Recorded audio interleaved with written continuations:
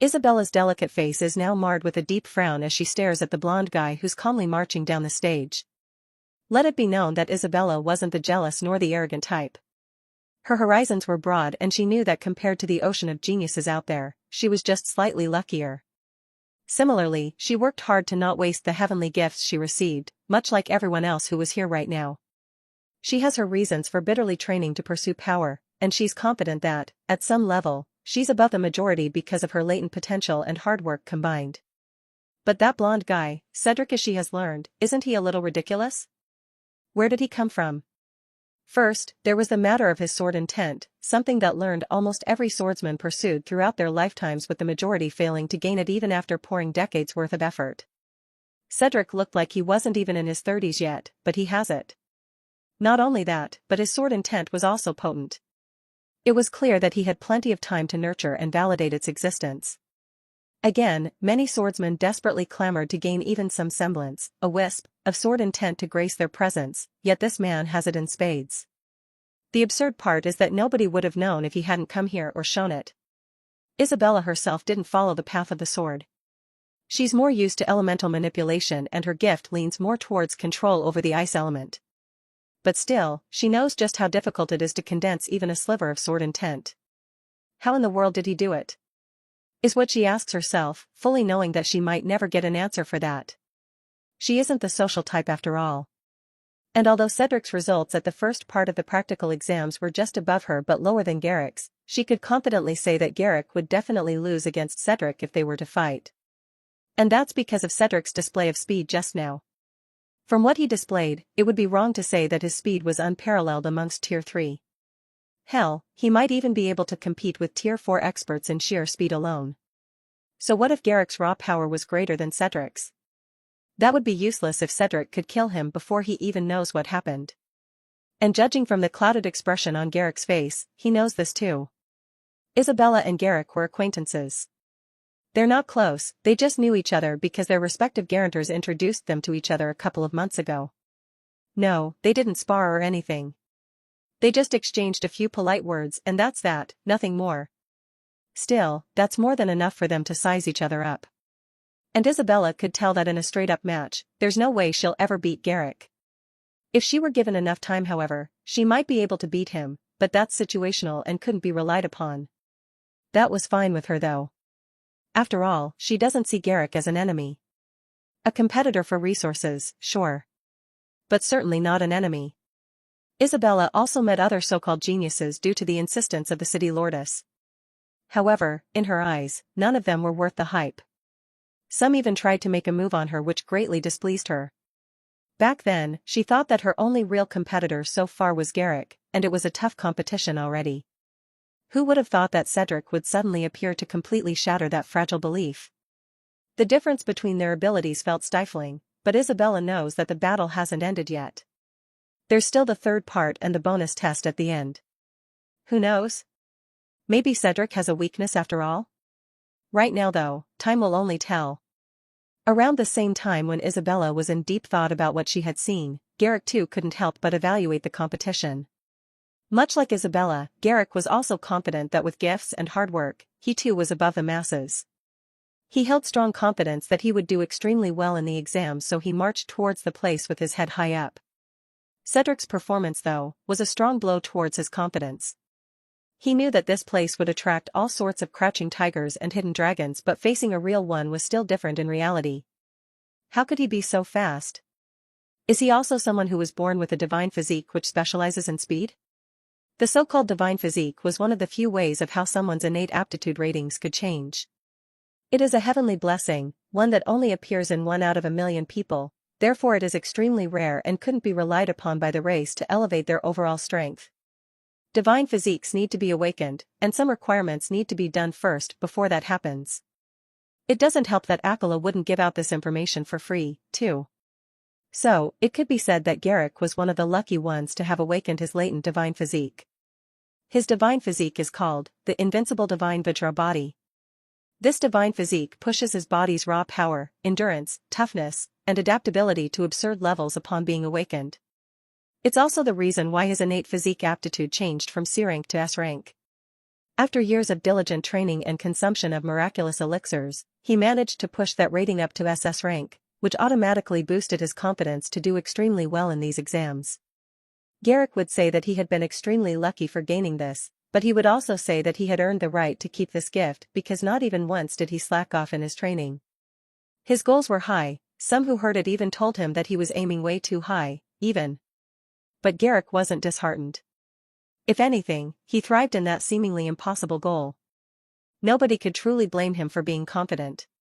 After all, aside from Isabella, who might be able to give him some trouble under the right circumstances if they were to fight, he has never met someone at his level he couldn't fight. And he would admit that this has disillusioned him into thinking that he was invincible amongst those within his tier. But then, there was Cedric. When he released that sword intent, Garrick felt something he hadn't felt in a while, the prickling sensation of fear. Cedric's sword intent made him feel an unprecedented level of threat, something that he only felt towards his foster father whenever he was serious. That sword intent was so sharp that he felt like it could easily slice him effortlessly. One had to know that ever since awakening his divine physique, Garrick had become impervious to mortal injuries. He could allow someone to freely hack away at his body with an ordinary sword all day long and he wouldn't feel a thing. That's how absurd his physique has gotten. But in front of Cedric's sword intent, his body might as well be a piece of paper. In fact, he gets the impression that even with a shabby sword, Cedric could still cut him in half with that sword intent. And that's not even including his speed in the equation. It would have been fine if Cedric was only faster than him by a mere second or two. He didn't even fear that Eleanor Weiss who scored 55 seconds on the test because he knew that she couldn't do any noticeable damage to him. But Cedric was different. The dude was faster than him by 29 seconds. In a real battle where even a single second could change the outcome, a whole 29 seconds was no longer just dangerous, it was certain death. Would Cedric be able to do serious damage to him with that difference in speed? Absolutely. Especially with that sword intent of his. What's more, is that Garrick could tell that Cedric didn't need time to gradually increase his speed to that level. He could burst at that same speed right from the get-go. There's no way he could have done that. Not unless he too possesses a divine physique that specializes in speed. Unfortunately, it would be too rude to confront the guy about that now. Besides, even if he doesn't care about his reputation, Cedric is entitled to his secrets and Garrick couldn't force him to admit to anything. And much like Isabella, he too felt stifled knowing that someone like him was in the same batch as them. He couldn't help but wonder, is this what others felt towards me? A wry grin appeared on his face. Though the feeling was stifling, it was also refreshing. His confidence might have suffered a blow, but it also felt nice to be indirectly humbled. Despite being pushed down like this, Garrick felt even more excited. After all, he thrives in competition. Hurry up with the third part, please. I want to know just how wide the gap is between me and him. For the next test, all of you will be taking at the same time. Orion stated that their environment changed again. Every participant suddenly realized that we're standing on top of the platform. The spaces between each of them were even too. This test is called the test of instinct. Orion declared, just like strength and speed, your ability to perceive danger within your surroundings is an important skill to have for every superhuman out there. All of us experience hell dives each month. I, for one, refuse to believe that you self-proclaimed geniuses haven't developed even the slightest skill of sensing danger around you. If you were that person, obediently go down the platform now, lest you embarrass yourself even further. Orion's callous words resounded in every participant's ears, but none of them dared to go down.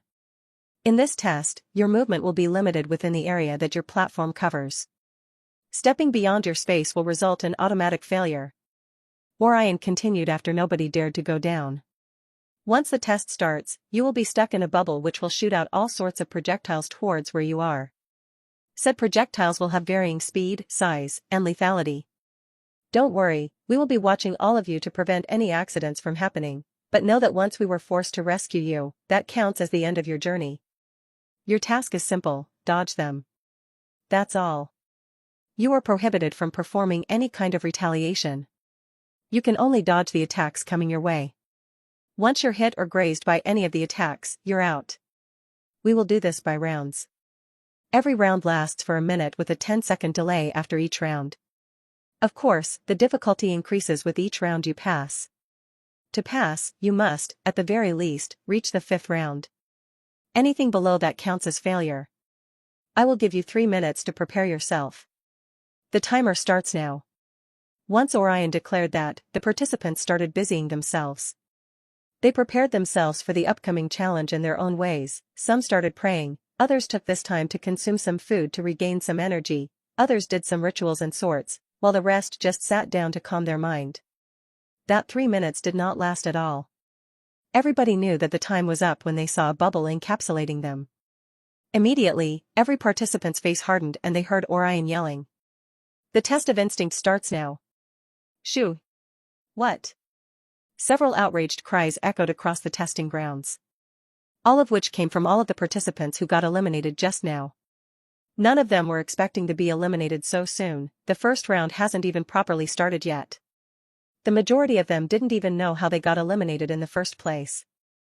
Those who knew, however, could only bitterly endure this humiliation. None of them expected that the very first projectile would attack them from behind. Some managed to catch it, but they were too slow to react, so they were hit and was transferred out immediately. This was such a disgrace to their reputation. The fact that they were dubbed as geniuses makes it even worse. They only lasted for a few seconds after the test began. How could they even dare to call themselves geniuses? They could curse the staff for implementing such a cowardly sneak attack. They could whine, beg, and all, but none of it changes a thing. The test was cruel and they failed. With how bad their results were, it'd be a miracle if they managed to make it to the list. The audience felt pity towards them. The staff, however, were heartless. They didn't even spare them a glance and just kept their eyes on those who were still taking their tests. Sounds of projectiles flying could still be heard everywhere. Those who were still at it were too focused on what they had going on instead of pitying those who failed. Some participants had it easy, others were still trying to get used to it, while the rest were struggling already. The difference was visible for the audience to see. Surprisingly though, some participants were really struggling in the first round despite passing the first 2 tests earlier. 1 minute passed by rather quickly, and the participants learned of it the moment they noticed that no projectiles were being shot at them anymore. This means that they have 10 seconds to catch their breath before the second round starts. This was the beginning of hell for the remaining participants. During the first round, the bubble only shot a maximum of 5 projectiles towards them. Each one was the size of a baseball and relatively slow. That said, even though this sounds easy, the first round still eliminated a handful of participants. For the second round though? The number of projectiles doubled and they're a bit faster compared to the first round. Everyone who was already struggling in the first round was directly eliminated the moment the second round began, much to their dismay of course. They didn't even reach halfway the passing mark. How could they call themselves geniuses? This trend started a cycle for the participants. Those who were struggling during the last round will all be eliminated once the next round begins without fail. In the second round, there were 10 baseball-sized projectiles. For the third round, it increased to 20. The fourth round had 50, and the fifth round had 100 projectiles. This test was far more crueler compared to the earlier ones. Many were eliminated right away because of their lack of skill. So far, by the time they reached the fifth round, only 50 among the hundreds of participants were left. At the sixth round, the projectile number remains the same, however their speed now varies.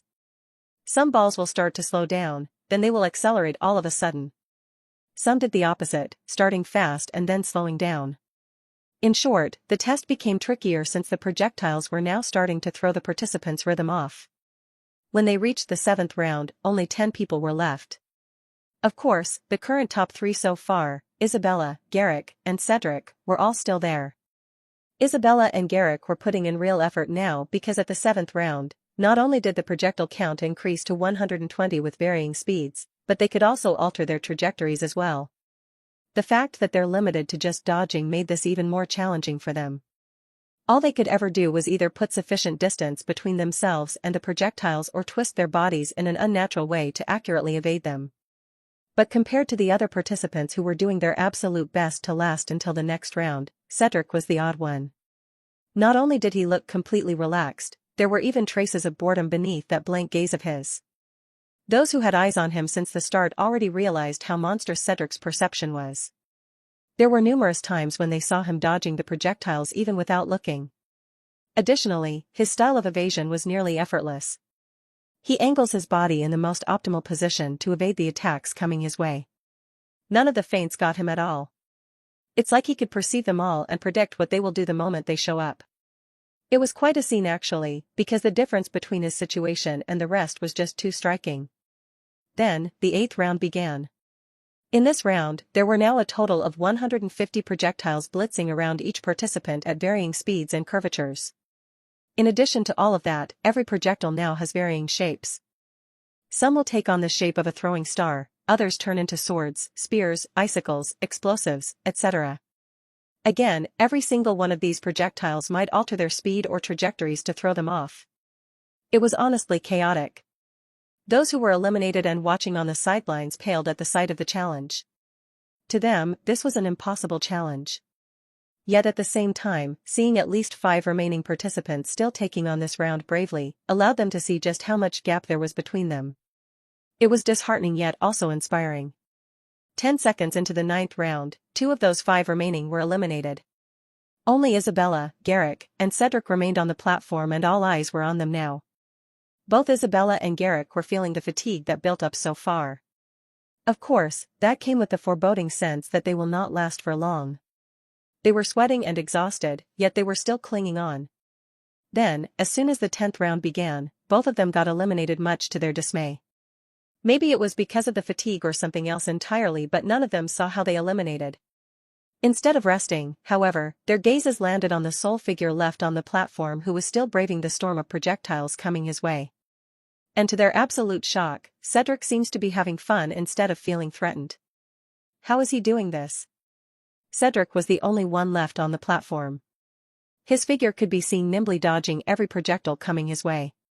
All of the participants couldn't fathom how this was happening. Unlike them, Cedric doesn't seem to be using any fancy footwork techniques. His movements were agile and flexible but still looked normal. Sure, they would see him hopping on air once or twice to dodge, but that skill wasn't out of the ordinary. All of them knew how to perform that. But still, how could his simple footwork allow him to flexibly dodge everything? How absurd his perception could be. At this point, this was the remaining clue to the mystery. After all, they refused to believe that the footwork techniques they learned are lost to an ordinary footwork technique. But even though that's the case, isn't his perception too monstrous then? Does it allow him to predict things? They truly don't know what to think anymore. Even Isabella and Garrick were at a loss because even if they were to be given another chance to go up the stage, they were sure they wouldn't last for long under that siege. What made them feel bitter was the fact that Cedric looked as if he was having fun while doing all of this. Something that made everybody feel severely threatened was just a fun challenge for him, it seems. Such a sight was truly vexing. They weren't completely wrong in thinking that though, Cedric was indeed having fun with this. He never faced this kind of challenge before and the test was giving him pressure, something that he hadn't felt in a while. Under this pressure, he could feel his latent potential blooming ever so slightly. The limitations were something he didn't mind at all, and it's really fun this way. Under everyone's focused gaze, the 10th round ended. He was given 10 seconds to catch his breath and the 11th round will automatically start. That 10 seconds flew by fast. Fortunately, much to the majority of the participants' dismay, Cedric didn't look tired at all. His gaze was sharp as he welcomed the arrival of the 11th round. In this round, the number of projectiles increased to 300. Each one had varying speed still and could alter their trajectories. They could also switch shapes on flight. And just like before, Cedric began dodging all of them accurately. The majority of those who were watching couldn't even see what was going on, even Cedric's figure was starting to increasingly turn blurry in their eyes. The only thing they were certain about is that, since he was still standing on top of that platform, he still wasn't eliminated just yet. Man. I should build one of these things for myself. Is what he thought while he was busy calculating the path of the projectiles, including the optimal path to evade every single one without grazing him. He was having the time of his life right now. But as much as he wished to see how far he could go under this thing, the limits he had shown in public were already approaching. A minute passed and the 11th round ended. Shortly after that, the 12th round began, then the 13th. The 14th. And finally, the 15th round. At every round he cleared, the challenge sharply increased. The audience couldn't see what's going on anymore. They have grown numb by Cedric's display of skill. Isabella and Garrick felt disheartened by what they were seeing. Both of them were aware that Cedric was way stronger than them and there was an obvious gap in their skills. However, they didn't think it'd be this much. This was no longer just a gap, it's more like a moat actually. And both of them knew that they wouldn't be able to catch up to it anytime soon. 30 seconds into the 15th round, a flash of light suddenly shone and before anybody could react, Cedric was out of the platform. They all saw him drenched in his sweat and panting heavily. That said, he remained standing and releasing a sharp focus that could seemingly cut through steel. Someone made the mistake of looking at the instructors and saw them looking at Cedric with an obvious appreciation in their eyes, one of them was even smiling at him. This was huge, obviously. These instructors haven't shown any modicum of emotion ever since the exam started. They didn't even spare them even a single shred of sympathy or eagerness, yet all of them looked at Cedric as if they were proud of what he did. It's obvious that Cedric managed to leave a deep impression on them. And that's more or less a guarantee that he already passed the assessment. And with the skill he displayed so far? Nobody amongst this sea of people will deny that. Goodness gracious. Who the hell is this kid? Why is he so monstrous? Someone from the VIP section murmured this but, however the venue was so silent that everybody heard it. Nobody refuted his words though. Cedric's display was indeed monstrous, nothing short of legendary, even. He had broken 2 records today. One of the Academy staff mused out loud. The previous speed record was 45 seconds. He beat that by a whole 15 seconds. Then, the instinct record was the 12th round. He also broke by the 3 rounds. This child's future is limitless. Somebody from the Academy staff generously praised. It's no doubt that he would attract attention the moment he arrives at the Academy. And if he could grow that much on his own, how much would he achieve under our tutelage? Oh, I can't wait to see how big of a storm he would raise. Hey! Is that a pun for his surname? Ha ha ha ha. The VIP section was plunged into a merry mood. It's always a joy for these seasoned folks to see young heroes reveal themselves at times like these. It gives them hope that humanity's fate hasn't completely ended yet. Every single one of them knew just how serious the state of their world was. What they need right now are talents, people that could be raised into future pillars of the race. Reiner. One of his fellow city lords called out to him softly. You better watch that kid like a hawk. Make sure he arrives at the Academy in one piece. You get what I mean, right? I know. Reiner replied softly as well. Well, Cedric completely surpassed all of his expectations. Hell, even though he already predicted that he would truly shine in the 3rd part of the practical exam, his results still left him reeling. But aside from surprise, Reiner also felt some semblance of fear. Surely, with Cedric's display, he also painted a target on his back. The demons aren't dumb. They have established their intelligence network amongst humans through spies. It's already certain that they would hear of his performance sooner or later. And with how well he performed, it would be surprising if Cedric's name appeared on the assassination list of the demons. They simply couldn't allow someone like him to grow up since he would become a serious threat to them. Reiner already realized this even before his colleagues said something. In fact, every single fiber of his being was in a highly alert state, primed to move at the very second he felt a threat to Cedric's life. It wasn't just him either.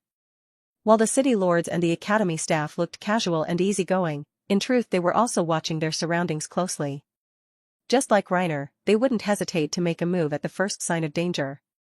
Reiner felt comforted by this, but still, he didn't dare to let his guard down. Since that's done, there's only the bonus test left. One of the VIPs mentioned.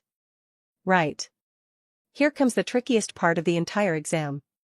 Saying this, all of them heard Orion announcing something. We will begin the bonus test now. He said. Before that though, let me inform all of you that none of you are required to participate in the bonus exam. That brought a wave of confusion among the participants. We will only be calculating your results from the written and practical exams. Your results for the bonus test wouldn't be counted in that, so whether you do well or not in this part, it wouldn't make any difference in the end. The bonus test is called the test of will. Orion declared. Simply put, your willpower will be tested in this part. You will face all sorts of nightmares and temptations attempting to sway your heart. A fair warning to all of you. This test might cause you severe harm. The kind of injury you might experience is something that we can't prevent or heal. We won't be responsible for that. Therefore, I would once again stress that you are not required to participate in this part. Now, aside from confusion, the participants also felt a wave of doubt. They didn't understand why would instructors include something that wouldn't make a difference in their overall results. To those who are willing to participate despite all of this, please step forward. Hearing that, the participants were stunned. None of them moved right away. The silence lasted for a brief moment before someone suddenly moved. It was none other than Cedric who did. His neutral expression was obvious to everyone despite the face mask hiding half of his features. He did not pay any attention to the eyes watching him. In his eyes, his only concern was to experience all the tests that the instructors prepared for them. His decision surprised several participants. By now, everyone here knows of him already. How could they not when firmly sits at the top of the list? Knowing his results, there's absolutely no need for him to partake in this test. Especially since the instructors themselves said that the likelihood of being injured was almost certain. In short, he already passed, so why bother with this? And to that, Cedric says, it's just a matter of perspective, really. Because in his mind, why the hell not? Yes, if the standards were to be followed, then he has indeed passed. So why not see this all the way through, then? While it's true that he has nothing to gain by participating, he also has nothing to lose, right? Besides, he's curious all right. He had never experienced something that tested his willpower before.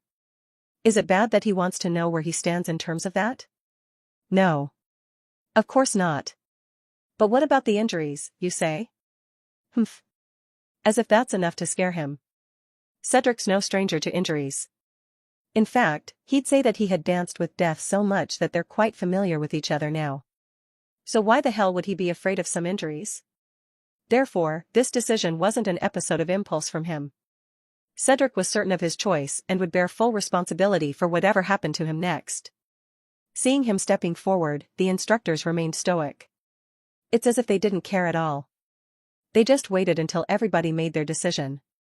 Following Cedric's lead, Isabella and Garrick also stepped forward.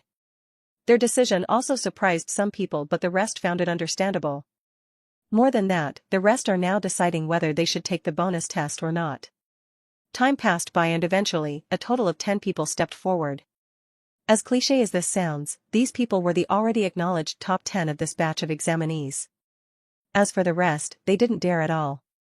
Some were torn about their decision while others were not. Either way, nobody truly cared. Since everybody seems to have made their decision, Orion stepped forward to say something. All of you who stepped forward decided to take the bonus exam. Make your way towards the staircase and climb as high as you can. You will be expelled from it when we sense that you can no longer endure it. After saying that, a set of stairs appeared out of nowhere.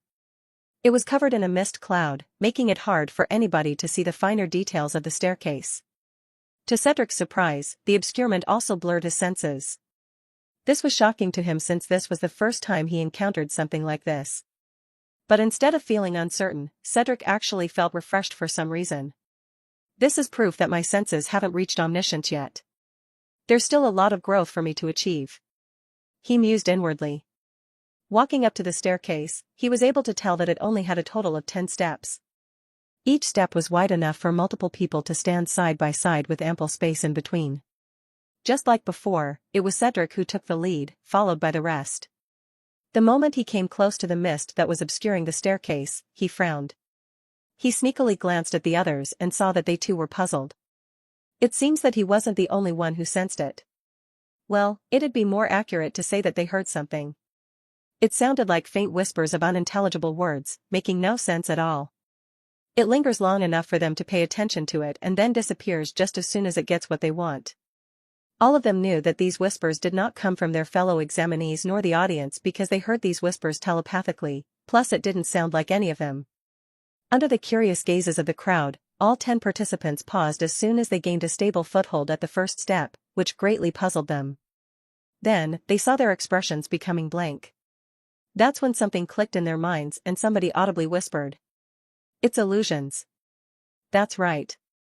All 10 participants fell under an illusion the moment they reached the first step. The others might never learn how this happened at all because even Cedric, someone who performed excellently at the third part of the practicals thanks to him having superb instincts, also fell to the same illusion as the rest. In truth, however, this was because of the combined effect of the steps themselves and the mist obscuring it. They release a resonance that lulls people into a false sense of security before ensnaring them into a terrible illusion.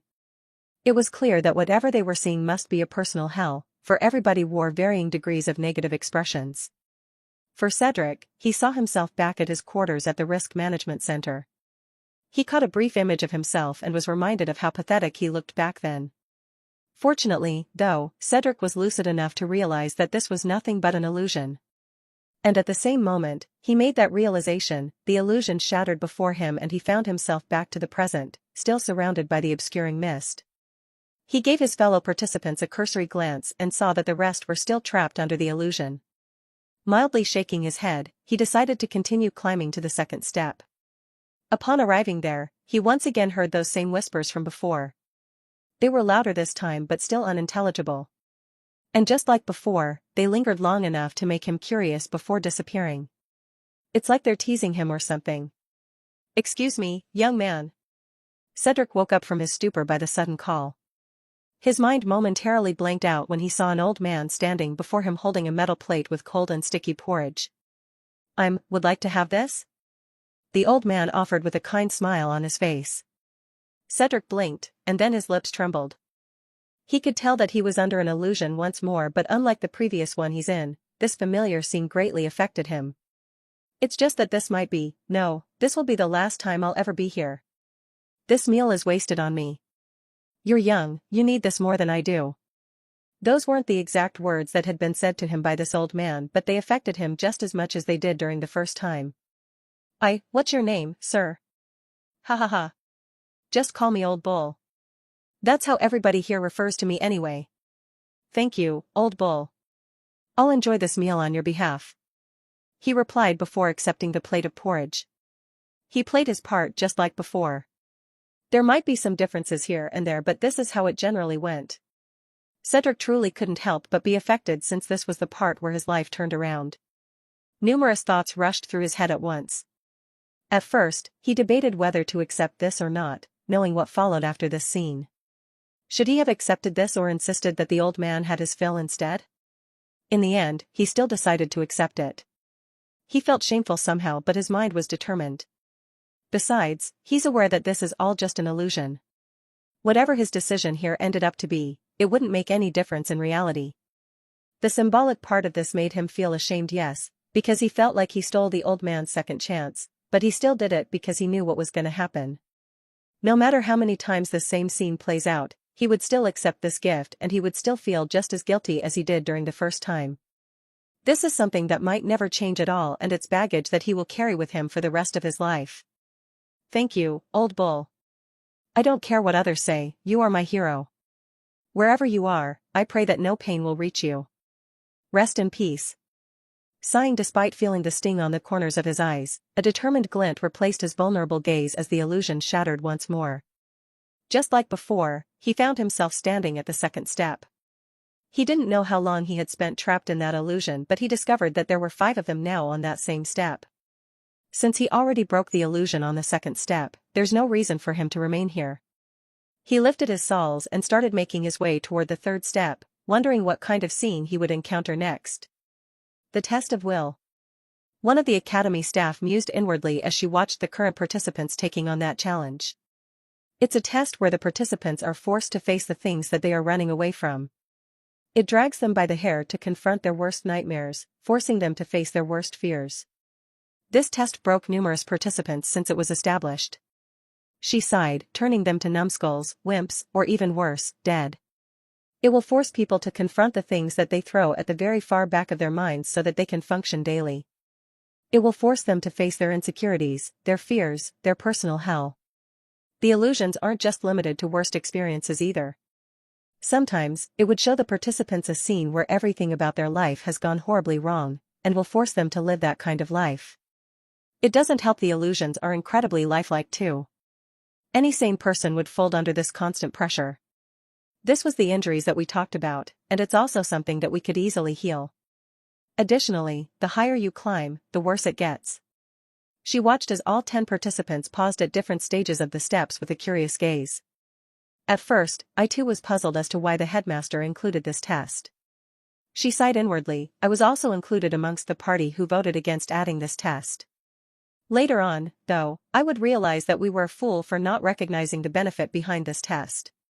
All of us have confronted our own versions of hell. Whether that be in the form of hell dives or things like this, the test of will.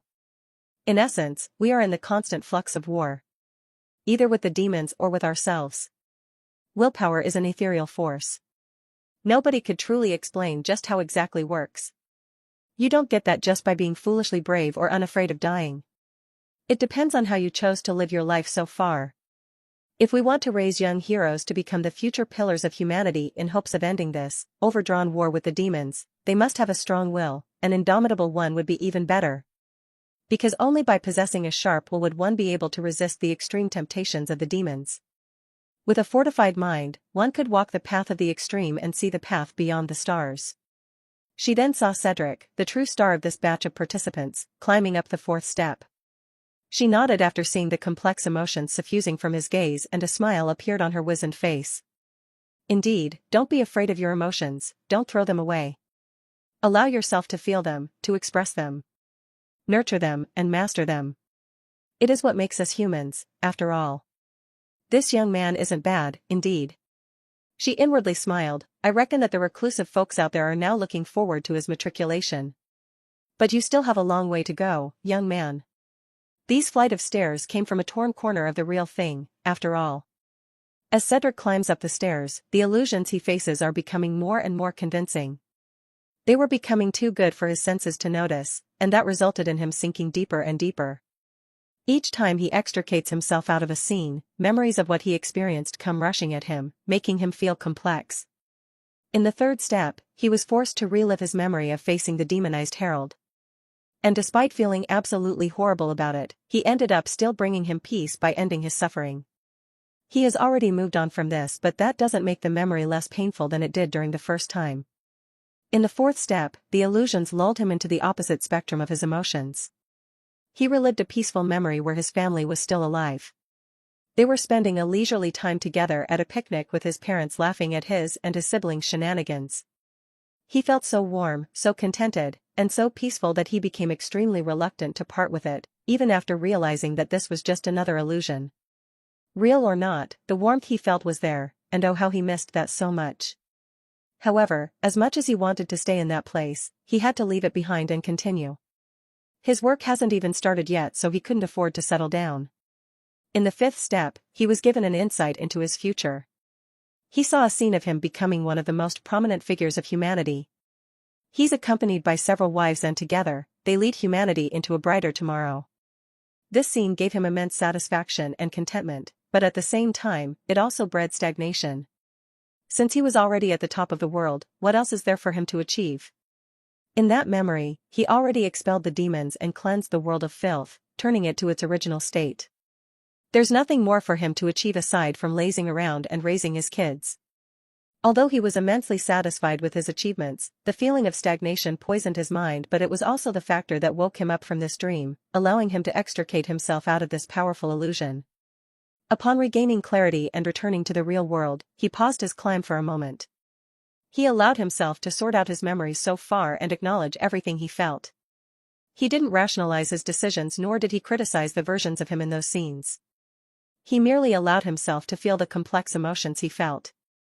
Having enough time to rest, he glanced behind him and saw that only 5 of them were left at the flight of stairs. Glancing outside, he saw the retired participants with hollowed looks on their faces. Whatever they saw or experienced during their climb must have really gotten to their system. Even from where he was, he could feel the complex emotions they were trying to suppress, just so that they could function again. Shaking his head, he decided to climb up the 6th step, and as soon as he did so, he had forgotten everything about himself. In this scene, Old Bull was present once more, but instead of handing his plate to him, Old Bull chose to give it to Harold instead. Simply put, in this scene, Harold was the one who inherited the Godking's eyes. He watched as his friend soared up to the clouds, reaching absurd levels of strength he never thought possible. Harold brought him up with him, giving him plenty of opportunities and lucky encounters because of old feelings. However, Cedric's sarcastic and bitter outlook in life just became several times worse compared to before. It came to a point where, somehow, he took Harold's kindness as an act of humiliation, causing him to start hating the only person, who was still alive, who cared for his well-being. By the end, he colluded with the demons by joining the cult. His work caused too much pain and agony to the world and even reached the point where he became the turning point of the war. He ripped Harold's heart and ate it, he then drank all of his blood, sucked his marrows clean, and implanted the eyes that he inherited from the Godking. That was the highest point in Cedric's life, but that's also its end, because at the same moment he replaced his eyes, his entire being exploded into a bloody mist because of the tiny wisp of the Godking's will that's still present in the eyes, rebuked his existence. Cedric jolted awake, he was sweating coldly and his heartbeat was a mess. Shockingly though, he was still on the 6th step, meaning that he's not out of the competition just yet. Just like before, Cedric felt a rush of memories hitting him. As usual, he took all of the memories in with an open mind. He embraced all the awful things he had done and turned them into a lesson. Of course, it wasn't as easy compared to the previous ones, but Cedric had time and he wasn't in a rush. By now, he didn't care about the test at all, his priority lies with restoring his peace of mind. If he was expelled from the test because of this, so be it. This test wouldn't make a difference in his end result anyway. By the time he reached the 7th step, Isabella and Garrick reached the 5th and were eliminated right after. And just like Cedric, they didn't care about their results because they were too occupied by the things they saw at the 5th step. In the end, only Cedric was left. He moved on steadily, one step at a time until he arrived at the 10th and final step where he was expelled as soon as he was done assorting the memories he gained from there. Suffice to say, just as before, Cedric passed the test of will with flying colors, further establishing the gap between him and his fellow geniuses.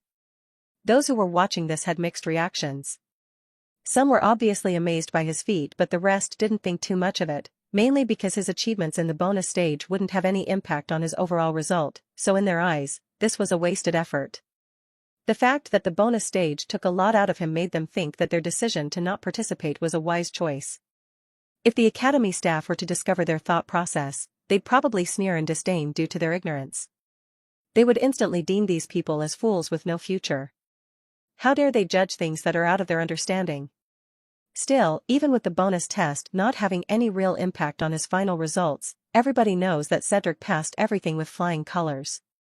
At this point, nobody would deny that he is, in fact, the strongest amongst this batch of participants. Your results have already been calculated, came Orion's sudden announcement, which immediately caught their attention. As you all know, we will only be receiving 200 students every year. He continued, we already lifted the restriction to your system. You should be receiving emails that contain your personal results as well as the list of those who made it. After hearing that, everybody hurriedly summoned their system interface to check their results. Oh my gosh. No. No, how could this be? I got in. Ha ha ha. Mom, Dad. I made it. Fail. How could I have failed? I passed every test, so how? I am unwilling. I request for a re-evaluation. The cacophony of sounds echoed around the field. Everybody was looking at their test results. Some were celebrating because they passed, others could only lament their fate. From at starlight_royal_academy.gov. To at Frostwind14, Isabella Frostwind. Unspecified currency greetings, Isabella Frostwind, we at the Starlight Royal Academy congratulate you for achieving stellar results in our entrance exam, see full details below. We formally welcome you as a student of batch 3034. We are looking forward to your achievements. Unspecified currency test results. Written test, 984/1000, pass. Practical test, first part, A+, second part, A+, third part, A+, pass. Bonus test, 5 out of 10. Unspecified currency final rating, A+. Isabella wore an impassive expression as she read her results. Don't get her wrong, she was relieved that she passed, but it wasn't surprising at all given how she performed. Of course, the little uncertainty induced some anxiety in her, but in the end, she held full confidence in herself, so it wasn't a big deal. Looking at the list of the students who passed alongside her, she discovered that she sat firmly in the 3rd place. And despite her frigid expression, she was inwardly peeved but also helpless.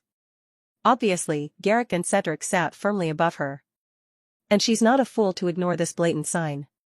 An academy of this caliber wouldn't leave any unnecessary details, especially in something tangible like an email. The fact that they ranked every participant meant that it would have an impact on their studies. She's not stupid to not notice this. Meanwhile, Garrick was also looking at his test results.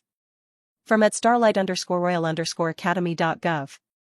To at strong_daddy, Garrick Stoneheart.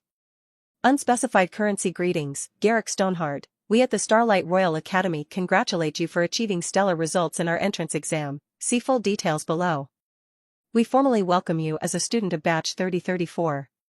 We are looking forward to your achievements. Unspecified currency test results. Written test 890/1000, pass. Practical test, first part, S, second part, A+, third part, A+, pass. Bonus test, 5 out of 10. Unspecified currency final rating, S. The S rating on the test of strength was a little surprising but understandable.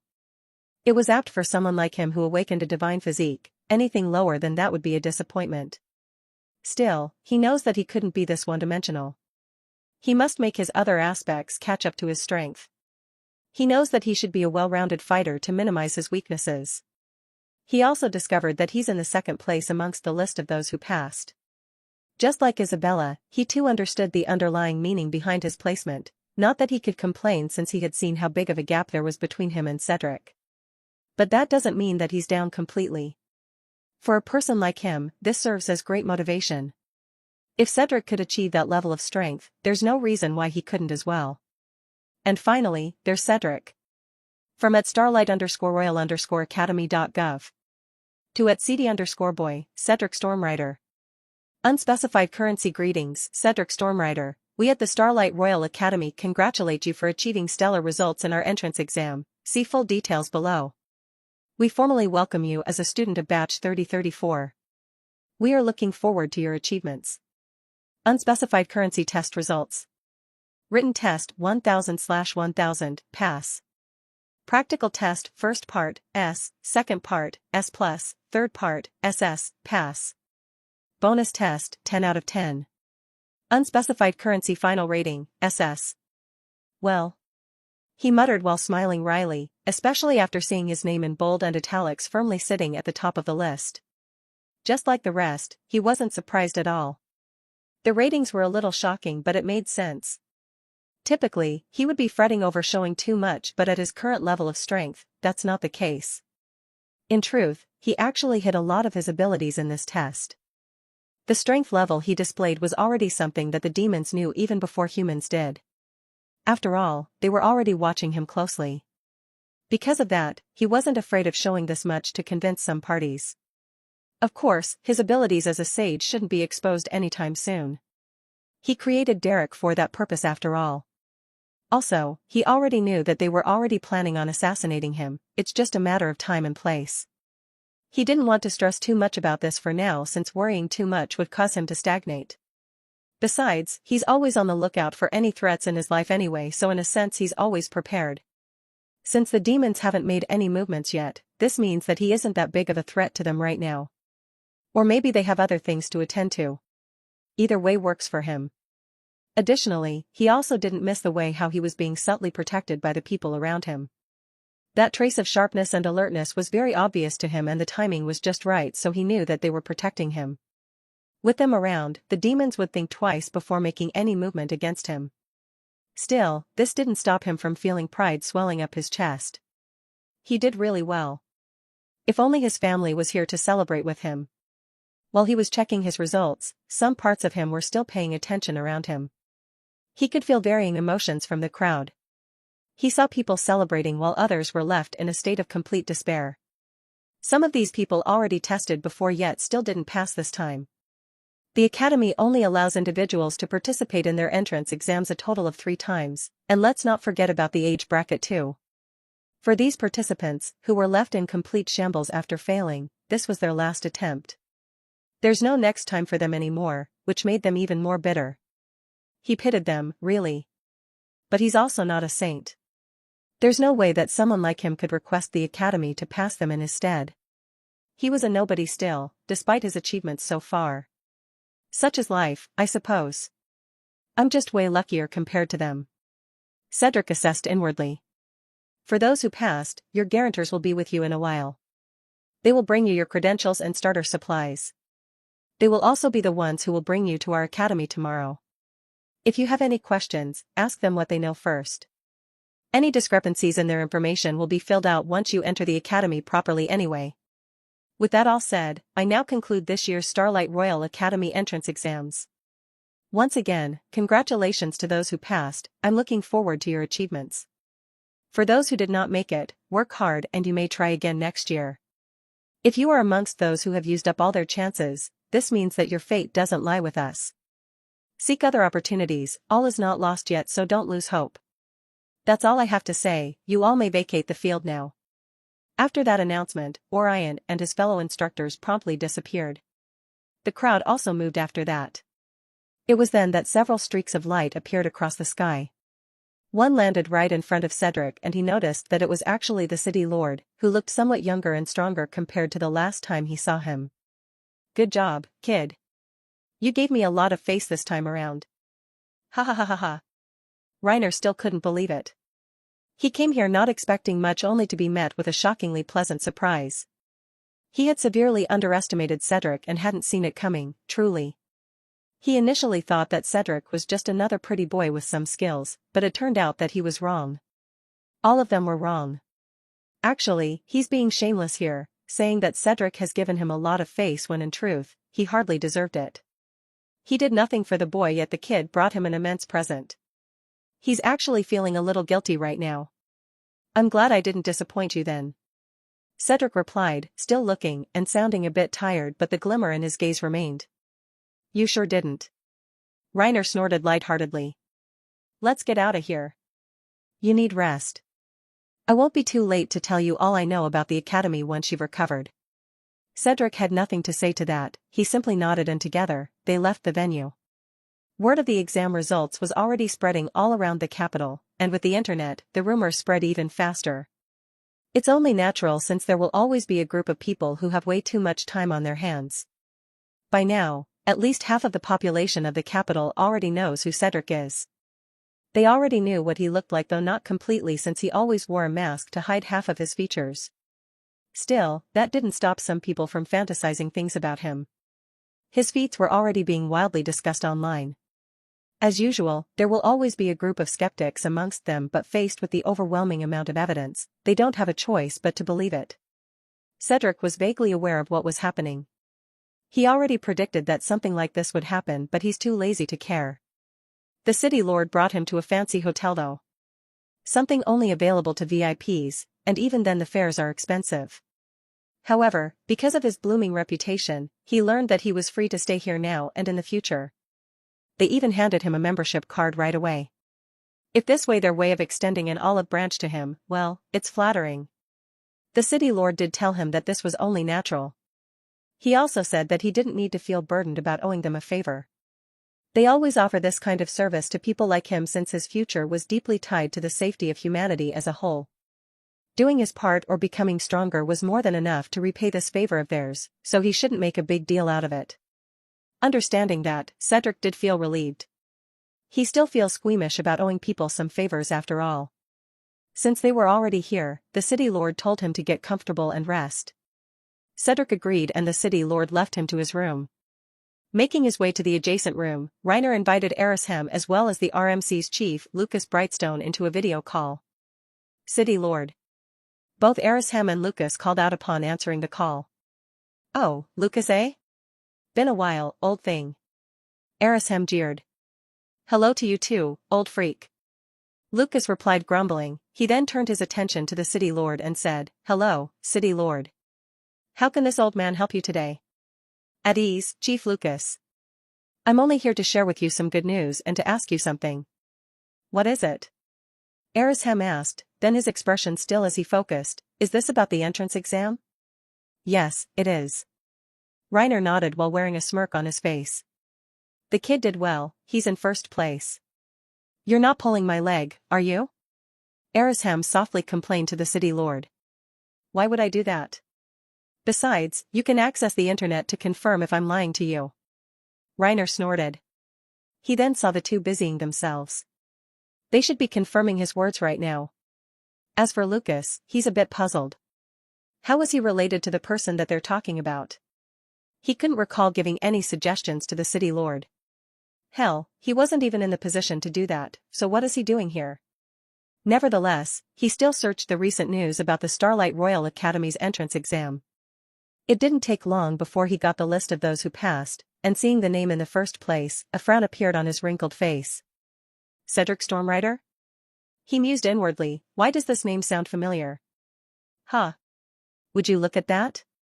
He really did take the first place. Erisham roared in delight upon seeing the results. Damn. How impressive. We severely underestimated the kid. The city lord had nothing to say about his remarks because it was the truth. Meanwhile, Chief Lucas is still confused and it shows. Your memory is getting progressively worse, old thing. You should get that checked. Erisham snorted. It's plain to see that you have forgotten about him even though barely a year passed. What do you mean? This kid came from your department, old thing. Erisham chuckled. He's the one you asked me to escort to the Black Thread City. The one who miraculously changed his fate and escaped that repulsive place. Hearing all that caused everything to come back to him. A stunned expression appeared on Lucas' face as he finally remembered who Cedric was. No way. Are you shitting me? This kid really got the first place in that exam. Lucas was absolutely floored by this discovery. Who could blame him really? It was already shocking that the kid who, not even a year ago, was still struggling on a month-to-month basis suddenly changed his fate and was able to rejoin civilization. Yet now you're telling him that not only did the kid reclaim his status as a normal citizen, he even became a heavenly genius? How could he easily believe that? The data won't lie, Chief Lucas. Reiner stated, this is indeed the same kid who left your department. I couldn't believe it as well, but we have no choice. I was there when he performed and everything was real. Here, watch his performance. Reiner then sent a compiled video of Cedric's performance during the practical exam. Erisham and Lucas watched it closely and they couldn't help but curse at how freakish the kid's abilities were. Holy hell. Sword intent. How could that be? This kid's barely 20. How could he have such a matured sword intent? Did he start cultivating from the womb? But even if that's the case, that shouldn't be possible. Besides, if he had achieved sword intent this early, how come he was brought to the RMC? Geez, this kid's almost as fast as I am. Isn't that absurd? I'm at tier 6, god damn it. He's halfway my level and you're telling me he could almost keep up with me? Sword intent and now this? What the hell? As for their reactions to the third part, well, they got none. They just went completely quiet, trying their best to believe what they were witnessing. Even Reiner himself was still left speechless after watching it again. He could sympathize with them, the kid was obscenely talented and it made everybody speechless. Damn, this is crazy. Erisham sounds flabbergasted, and nobody could blame him. He achieved all of this on his own? Is he the reincarnation of an old hero? How much resources did you give him anyway? Did you empty the city's treasury? Lucas asked. That's the thing, Chief Lucas. Reiner sounded a bit helpless, the only thing we gave to him was the badge for participation and the Book of Laws, which he was already destined to receive anyway. Aside from that, there's nothing. That's all him. City Lord, I think I'm way too old for pranks like this. Lucas stared at him with a serious expression. I'm not pranking you, Chief Lucas. We really didn't do a thing. I basically just told him to participate and that's it. The rest was all him. That's why I'm feeling guilty right now. Reiner replied in all seriousness. Right, feeling guilt makes sense. After all, we could be said to be his guarantors. His performance will be seen as directly related to us because that's the norm. After all, we can't just give the badge to someone and call it a day, like what you did. Erisham chided on the side. Given how stellar he performed, we will most likely receive a hefty sum of resources from both the Academy and the royal family for raising a talent like him. And given that we didn't even do a damn thing for the boy, we really should be feeling guilty. Reiner added, sounding strangely defeated. Well, what did he say? Did he demand anything? Erisham asked. He didn't. Reiner replied, he's resting right now, he was too tired after reaching the 10th step of the test of will. I didn't have the time nor the courage to ask him yet. Well, I don't think that's a problem then? I don't think he's that type of person anyway. Chief Lucas interjected. How can you tell? Dr. Vega had nothing but praise for his progress. She said he was a bit lost at first but very willing to do what it takes for him to get better. Chief Lucas stated. She even stated that, for someone who had been forced into a toxic environment at a young age and practically grew up in it, it was a miracle that he was still mentally sound at the very least, therefore helping him recover wasn't all that difficult. I was constantly updated on his progress since it was the procedure. And since he was doing well on his own, it's only a matter of time until he receives a clean bill of health. And I was correct. After that, I kind of stopped paying attention to him since he's out of my influence already. Simply put, if there were to be some strange or toxic behavioral patterns, I would have known it already since Dr. Vega wouldn't hesitate to inform me. However, what I received were praises instead of problems, so I don't think that the boy will act like a rogue towards this situation. Lucas ended his analysis there, allowing both Erisham and Reiner to think. Since his analysis was backed up by real data, it's difficult to refute it. Moreover, both of them had interactions with Cedric, and even though they were brief, they could tell that the kid was nice and polite. All of these men are old and experienced. At this point in their lives, they could discern a person's characteristics even with only a few interactions due to their tenure at their specific jobs, and all of them could tell that Cedric shouldn't be a bad person based on what they've gathered so far. The fact that they thought that Cedric would raise some unreasonable demands towards them made them feel guilty even more, though. The kid brought nothing but pleasant surprises to them, yet here they were, raising their guards against him. This reaction was brought forth by an unpleasant memory, though. Erisham and the City Lord encountered a similar situation before, only the previous person didn't perform as great as Cedric did, and the person they trusted and raised betrayed them. That person even switched guarantors at the last minute, causing the City Lord to lose credibility and face humiliation. It could be said that this was a defense mechanism of some sort, and they truly felt guilty for thinking that Cedric was the same as that previous guy. Still, is it too late for us to do something for him? Erisham asked. We owe him a lot because of this. Oh, trust me, I know. Reiner grumbled. I even outright admitted that I didn't do a damn thing to help the kid for the exams. Even got cursed because of that. I also know that some opportunistic city lords out there are trying to make a move on him right now. They're only hesitating since they know I'm here. Reiner already sensed the strange gazes of his fellow city lords even before they left the exam venue. He could tell that they were harboring the thought of poaching Cedric to their side, promising him all manner of resources and wealth just to ride on his coattails. If he wasn't here to act as a wall, they'd probably be banging on Cedric's door right now. Do you need me there? Erisham asked. No. It's fine, I can handle them. Reiner shook his head. What I need is ideas. I don't want to send him to the academy without even providing him some help. I couldn't think of something right now. Erisham sighed. Information should help him greatly. Lucas offered. Hearing that caused Reiner and Erisham's eyes to light up. Elaborate, Reiner asked. Well, I was just thinking, since he's about to enter the academy, we might as well give him all the information we have to help gain an edge compared to the rest. You should know this better, City Lord. After all, you were once a student of the Starlight Royal Academy. Lucas added in the end. That caused Reiner to feel some nostalgia. Indeed, he was once a proud student of the Starlight Royal Academy. He dropped out though because of his injuries. He, of all people, knows how tough the competition is inside the academy. I've already compiled everything I know, though. I was already planning on giving it to him, plus his credentials obviously, once he has rested enough. Reiner stated. I just think that that's far from enough. Maybe you can donate your remaining academy points, AP, to him? Erisham suggested. I mean, you no longer have any uses for those, right? You might as well give to him so he could have some capital. Alright, I'll do that too. Reiner decisively agreed. But still, this doesn't feel enough. This was really turning into a dilemma for them. While some might say that they're making a big deal out of this, well, that's because it is, indeed, a big deal. It was already mentioned that as Cedric's guarantor, Reiner, and his city will be heavily rewarded by the academy and the royal family for raising a genius of his caliber. Even though the reward has yet to be given, Reiner could already predict what it's going to be. First, a city expansion reward.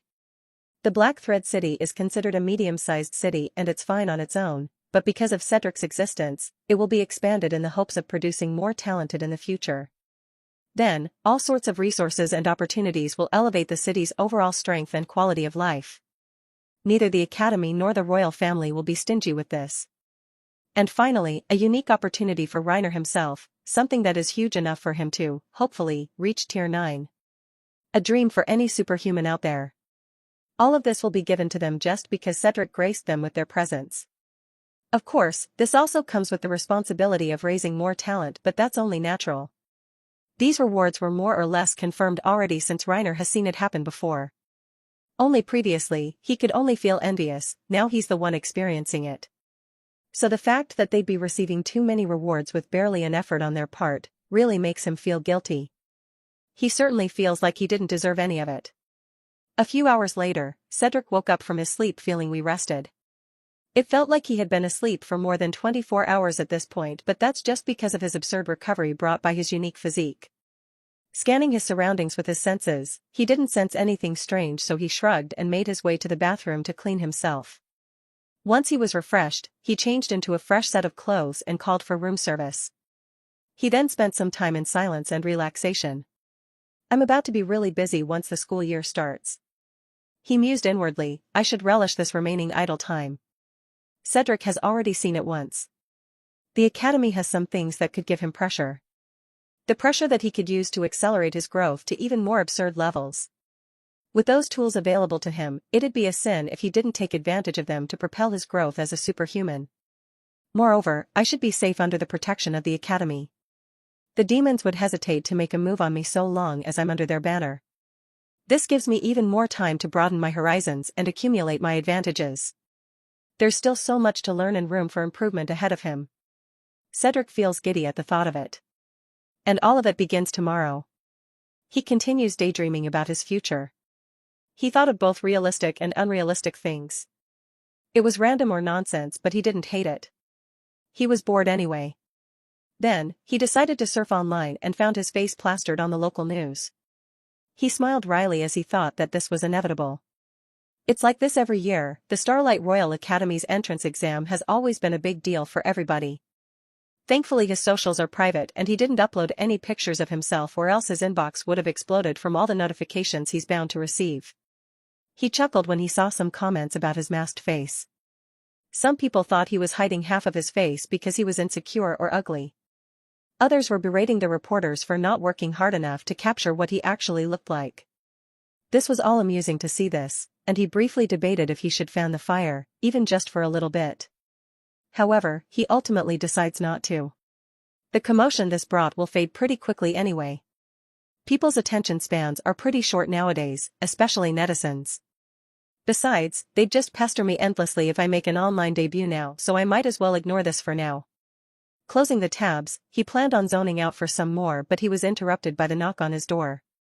All 200 participants who were accepted gathered at an empty plaza.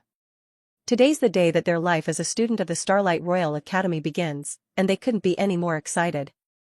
All of them were just waiting for the arrival of the instructors and they're good to go. Of course, Cedric was also here. Just like the others, he too was wearing the uniform of Starlight Royal Academy students. The uniform's general color scheme was a mixture of white, blue, and yellow. The top is composed of an elbow-length buttoned-up shirt that's mainly white with blue buttons. For guys, they have a breast pocket on the right. It comes with a white blazer with gold linings, bearing the symbol of the Starlight Royal Academy's insignia at the back. For the bottom, it's white slacks for guys and striped blue and white skirts for the girls. Of course, if some girls aren't fond of skirts, they could also wear slacks like the guys do. The same goes for the boys as well. The blazers come with epaulets similar to those in the military. These epaulets change color depending on the student's seniority. It's white for freshmen like them, yellow for those who have survived more than a year, then gold, violet gold, and crimson gold come after in that order. As for the specifics on how to achieve this, only the instructors could tell them that. The freshmen arranged themselves in a near formation as they waited for the instructors to arrive. Nobody told them to do this, but they did so for some unknown reason. Some students arrived in this plaza at the crack of dawn, others arrived later. Despite that, every single one who passed was here early since the arranged time was set to be 10 in the morning. When the time came, the instructors appeared silently and unannounced. Seeing them, the students were surprised but quickly caught themselves. There was a momentary silence before Orion spoke. Since all of you are here, let's not waste any more time. I shall give you a tour of the academy today. How much you retain will be up to you. If you forget something, just ask a fellow student instead. After saying that, he waved his hand and a large portal appeared in the middle of the plaza. Without even looking back, Orion only had one thing to say. Follow. And follow they did. The students entered the portal one by one and arrived at the other side in varying states. Some were completely fine, and others needed some time to regain their senses. Cedric was amongst those who were completely fine. He silently regarded those who weren't fine as people who needed to pick up their slack because he already knew that they would have to get used to this. How some of you still haven't got used to spatial teleportation completely eludes me. Orion coldly remarked, it's as if some of you don't do your part in the monthly hell dives. His reaction was understandable. After all, if all of them were doing their monthly hell dives, then they should already be used to spatial transportation. That's how they arrive in the purgatory to begin with. Whatever. Orion snorted, let's move along then. He then turned around and began walking without waiting for the others to adjust. Cedric along with the group who were affected, started following Orion's steps closely. Soon, they arrived at a wide landscape. This is the central courtyard. Orion introduced. If you arrive here using the only method that's available to you right now, which I will explain later, then this should be the first thing you'll see. This spot is open for everyone, both students and instructors, even the staff. It's wide enough to accommodate thousands of people at the same time. If you need to unwind, you may come here and rest for a bit. That said, how you spend your free time ultimately depends on you. Cedric allowed his senses to spread to get the entire picture of the central courtyard. It was definitely huge. It's almost the same size as the Black Thread City, which was insane.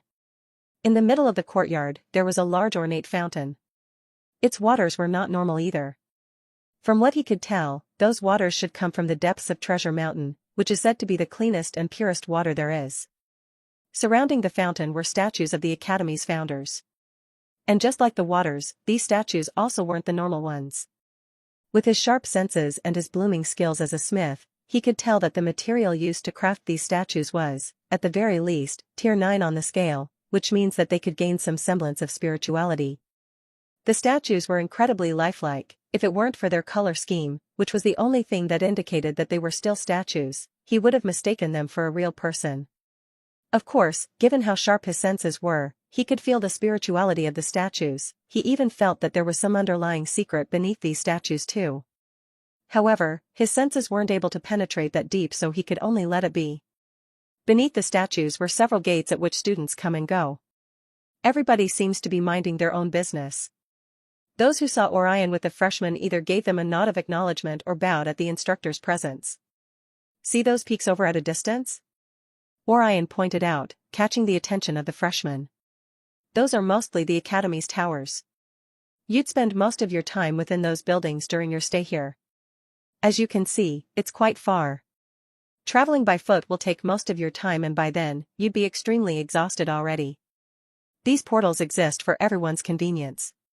Each portal here leads to different places within the Academy. Use them as much or as little as you want. That's up to you. Alright, fighting is prohibited in most places here. He added, if you and your enemy can't really stand each other, you can go to the Arcane Arena to settle your differences. We'll visit that place later. For now, we will be going to the academic towers. Follow. Although they hadn't stopped walking ever since they arrived here, Orion still ordered them to follow him closely. He then entered the portal, which was in the general direction of the academic towers. A clue that Cedric kept in mind as he too followed suit. Upon arriving at the other side, his perspective was overwhelmed for a brief moment. The energy density of this area is insane. He exclaimed inwardly. He took a deep breath and felt his body adjusting to the sensation, which also partaking in the abundant energy around him. He could feel both his core and the beast egg greedily absorbing energy to accelerate their growth. Geez, it hasn't even been a minute since I arrived here, yet I already accumulated at least a full day's worth of cultivation. Cedric exclaimed inwardly again. The difference was insane, which further proves that his decision to come here was the right choice. Unbeknownst to him, Orion was silently observing him closely. Inwardly, the bald instructor nodded in satisfaction as he saw Cedric only taking a few seconds before adjusting to this place's energy level. A well-trained physique and absurdly powerful senses. He is indeed an anomaly. A welcomed addition to our roster. Comparing him to the rest somehow feels unfair. Even Garrick and Isabella were still doing their best to adjust to the sudden difference. And if they were like this, it's way worse for the rest. Of course, Orion saw all of this. Yet even though he did, he remained silent about it. He didn't need to pay attention to those who wouldn't last for a year here anyway. It took some time, but eventually, all freshmen recovered from the shock. When Orion noticed this, he spoke once more. These are the academic towers. He stated, like I said earlier, you will spend most of your time in one of these towers. As the name suggests, this is where the lessons will take place. We have classrooms for just about any subject you wish to learn. Since all of you are official students of our academy, you will be receiving a comprehensive list of all subjects we have to offer. You can enroll in any class you're interested in. You may also join clubs for extracurricular activities. Since all of you just arrived here, the amount of classes you can attend is limited. All subjects have a corresponding academic unit. Freshmen like you are given 20 units to start with. You're allowed to not use all the units you have, but you can't exceed them. Of course, once you're promoted to sophomores, you'll be granted with extra units to use. I'll tell you this right now. The requirements to become a sophomore include passing all your subjects as well as the promotion exams. Once you fail, that spells the end of your time with the academy. If I were you, I'd choose wisely because there's no such thing as reinstatement in this academy. Once you're out for good. The majority of the freshmen weren't surprised by the strictness of the academy. They were warned by their guarantors early, so it's not surprising anymore. Still, even knowing this doesn't lessen the pressure exerted on them as new students. Cedric also heard enough things from Reiner last night. They talked for hours and the old man told him everything he knew about the schools. He's also made aware that Reiner was a dropout student of the academy. The city lord also tried to give him things that he could use to make his stay easier here. Cedric accepted some but refused the others. He either has no need for them or has something better. He could tell that the city lord was trying to make up for his negligence. Something that Cedric already expected to happen. But he did tell the old man that he didn't mind.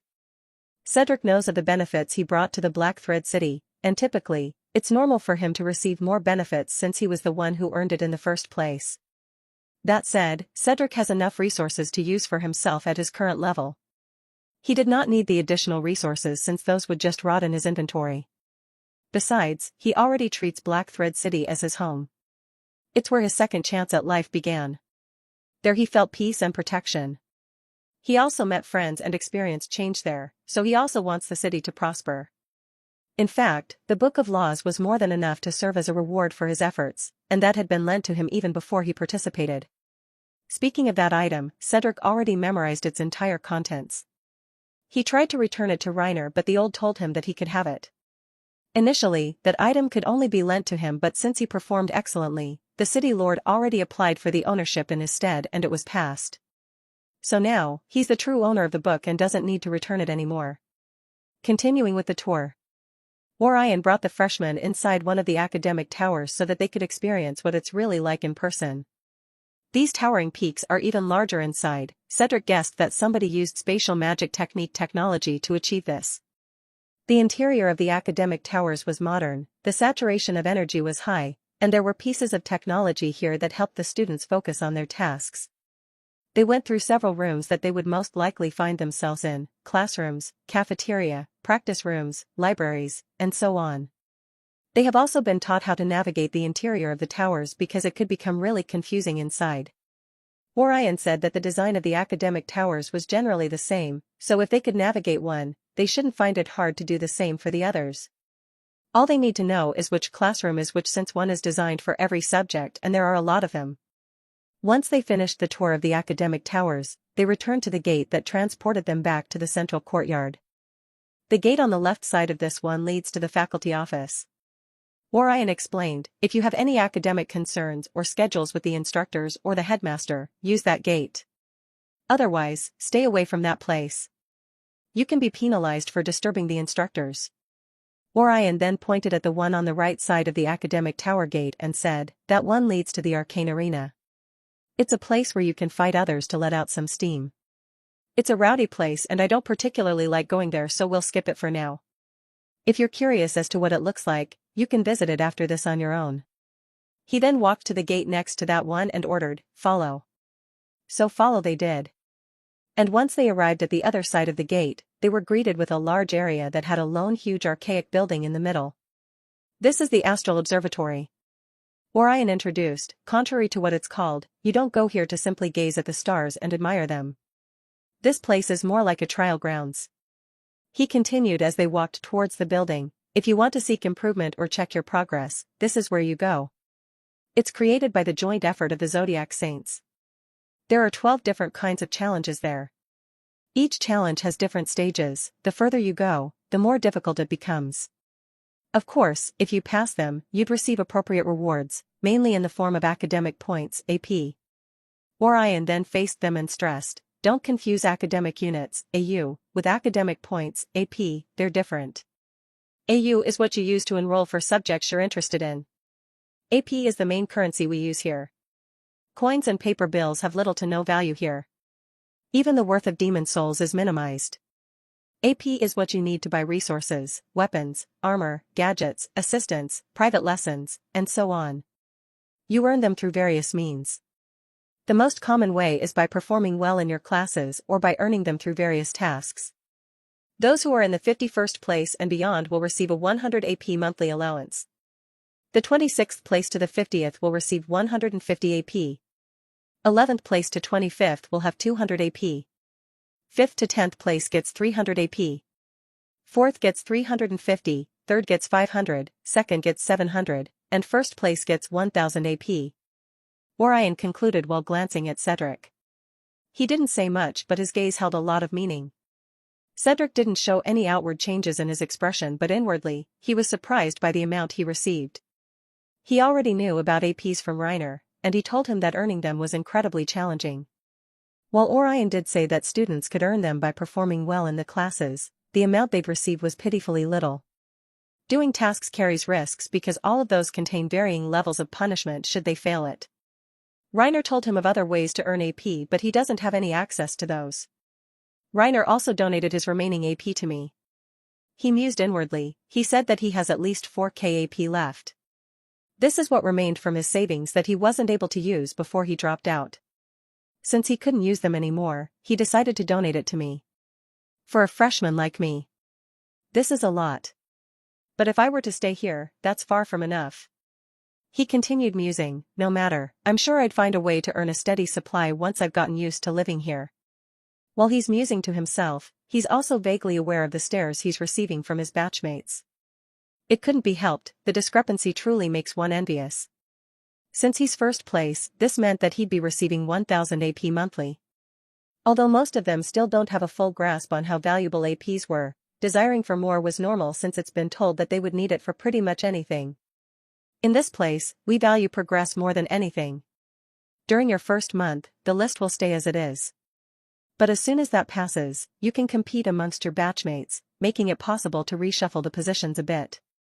Orion added casually. At the beginning of each month is when you receive your APs. As soon as everybody receives theirs, you can freely challenge your batchmates to replace them. There are also ways for you to challenge your upperclassmen, but you will only know how that works when it gets relevant. For now, let's continue the tour. Just like that, Orion tousled the competitive spirits of the freshmen and left them hanging. It's also clear that he isn't willing to elaborate even further, so they could only leave it at that. He then brings them inside the Astral Observatory and tells them how it works. The freshmen got to witness how the Zodiac challenges worked in person and were left in awe at how difficult they were. Once Orion deemed that they'd seen enough, they moved on to the next place, which was the mission hall, where they could apply for tasks for varying amounts of rewards. Orion also told them where the market was, a place where they could buy their essentials and other useful materials for their classes. He also showed them the Grand Archives where they could learn advanced skills. The Enchanted Garden's a popular place to practice their skills because of its unique blessings. And finally, they ended up in the dormitory, which was only available for freshmen like them. Chrissy and Erica already told Cedric about this, so he already had his things packed. And because he was in the first place, his room was vastly different from the rest. They gave me a freaking penthouse, Cedric muttered wryly to himself. A 2,000 square meter space just for him. Cedric could truly feel the differential treatment. Additionally, everything he needed was already available. All he needed to do was to use it. The term dormitory only applies to those who ranked 5th in the entrance exam. Of course, everybody was aware of the sheer difference, so once again, Cedric had become the object of their envy. Having already scanned the entire place with his senses, Cedric could already tell which room was which. Based on his estimations, the training room/office space covered at least half of the entire property. The instructors seemed to be pushing the idea of training to whoever owns this place every year. The rest of the space was divided into the living room, bedroom, comfort rooms, and so on. Resting on the couch in the living room, Cedric thought to himself. Freshmen cannot leave the academy, that's the rule. Only after they're promoted to sophomores will they be able to freely leave. Others might think this is a bad thing, but a smart person wouldn't think so. Why would one even want to leave? Where else could they find such a rich and secure environment to grow stronger? Staying here allows one to progress fast. Exerting half the effort will double the results. And that's just by being in the common areas of the academy. Who knows how much faster it would be at the trial grounds or that Enchanted Gardens? But of course, it's not so easy to stay. The academy will require us to show results if we want to stay here. That's only normal since they wouldn't be doing this for nothing. Beep. Cedric opened his eyes and raised a brow. The system notified him that he received an email from the academy. He opened it and saw that it contained his admission form and the Starlight Academy system plugin. Without any hesitation, Cedric immediately installed the plugin, which only took a few seconds to finish. Once it is active, he receives several notifications about its functions. Basically, this plugin only works when he's at the Starlight Royal Academy. The plugin allows them to enroll in classes using the system, schedule appointments, set reminders for important events, etc. Simply put, the plugin makes the students' lives more convenient.